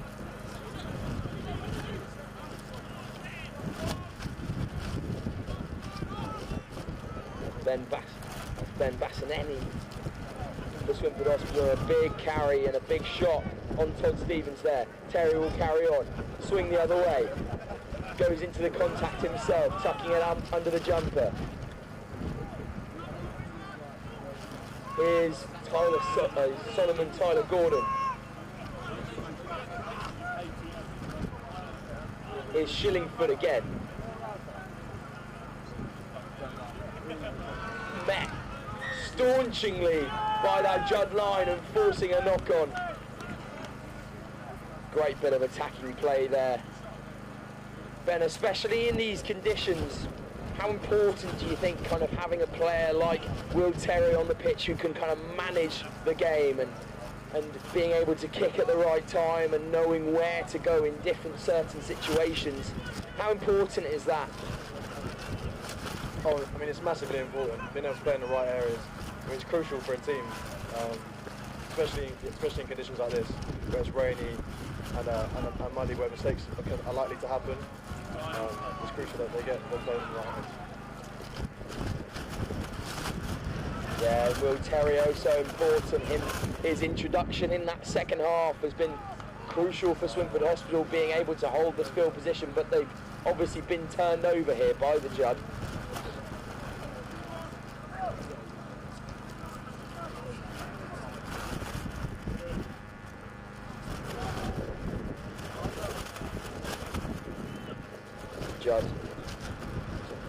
Swinford Hospital throw now as the ball's been cleared. But the Judd get up very well and turn it over again as we see the back three retreat for Swinford Hospital.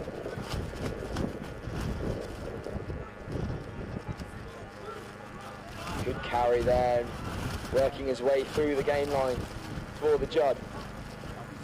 Good handoff there, spinning out of tackles is the Judd man.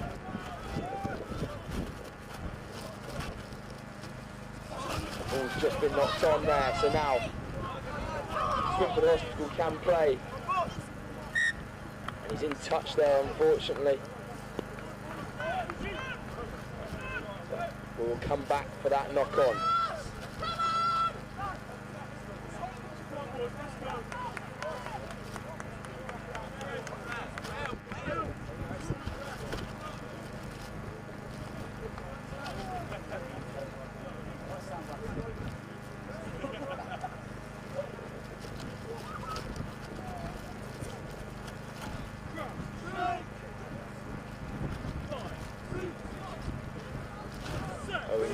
At 9 for Old Swinford Hospital. Ball is at back. Here's Terry off to his 13, and that's really crisp hands, but unfortunately just coming back for the knock on here. But Dom being able to execute from positions like that with a back line, especially, and we'll mention the conditions again because they are pretty torrential today, but how important is it? And I know you had Ben and your team at school, just having a back line that can execute and give the platform to play off, especially when the forwards have worked so hard at scrum time.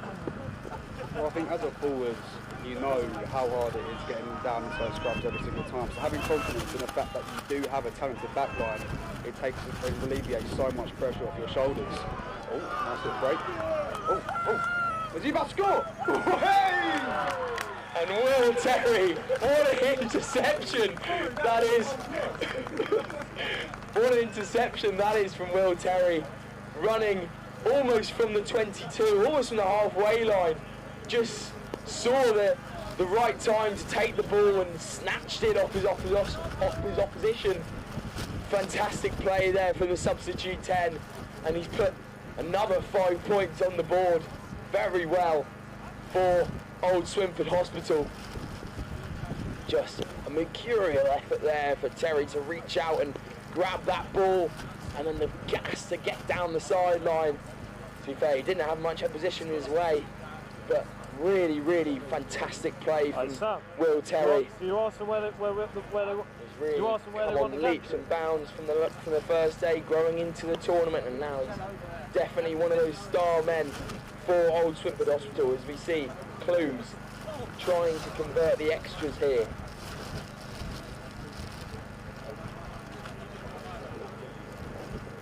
This is a massive kick from downtown if Clues can make it.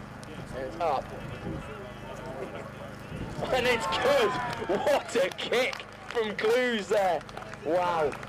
I mean, I say it again, Clues has been so trusty off the boot today, and you see it there. Wow, what a kick from downtown. Yeah, but I'd try keep him on. Because I'm not trying to Judd go will up go the again. outside piece. Here's number 4, Godley. I would suggest go up, drop off one platform. Now to his second row partner, McCarthy. Just drop off. Clues will dig that ball out. Really great carry there from Swinford Hospital, have really grown into this game. Here's McCarthy giving off. Tyler Gordon with a massive staunching carry again. Good pick up there from the number 2 from Swinford Hospital. Preston Singh that will be.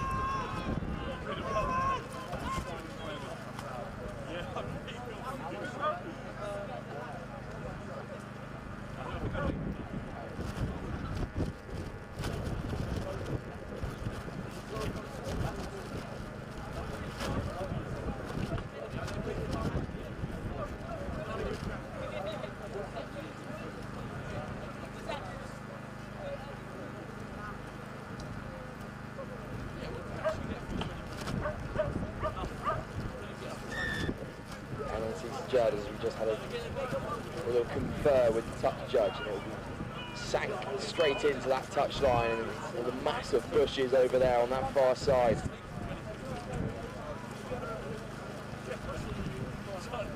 Will be a throw in for the Judd.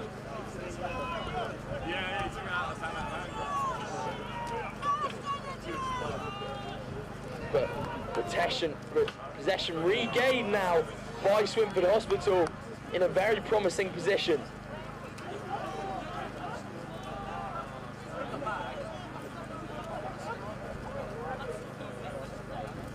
Can they find another try here of Swinford Hospital?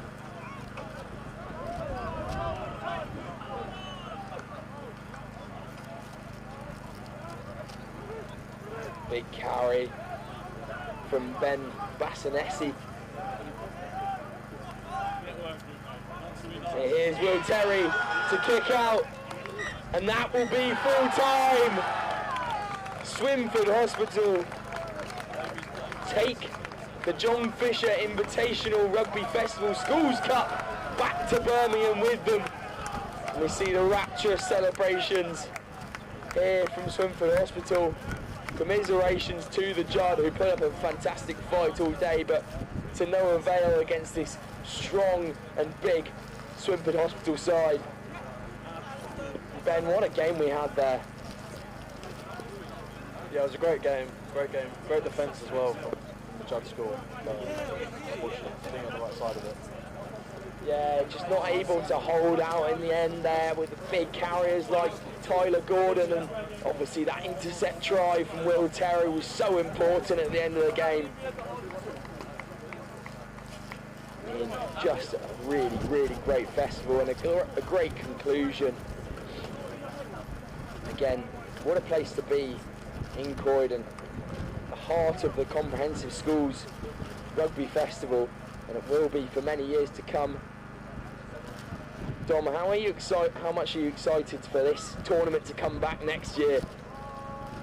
Well, I think it's been really good. I'd just like to note that both teams are a credit to their school here and to credit to State School Rugby, and the level they've shown here is just going to propel the sport forward for State Schools in the future. So for those years to come, I'm really looking forward to it. Yeah, definitely so. And with that final score, with Swinford Hospital taking home the trophy, it will be goodbye from us here at NextGenXV. I've been Sam Bork, and I'll see you next time.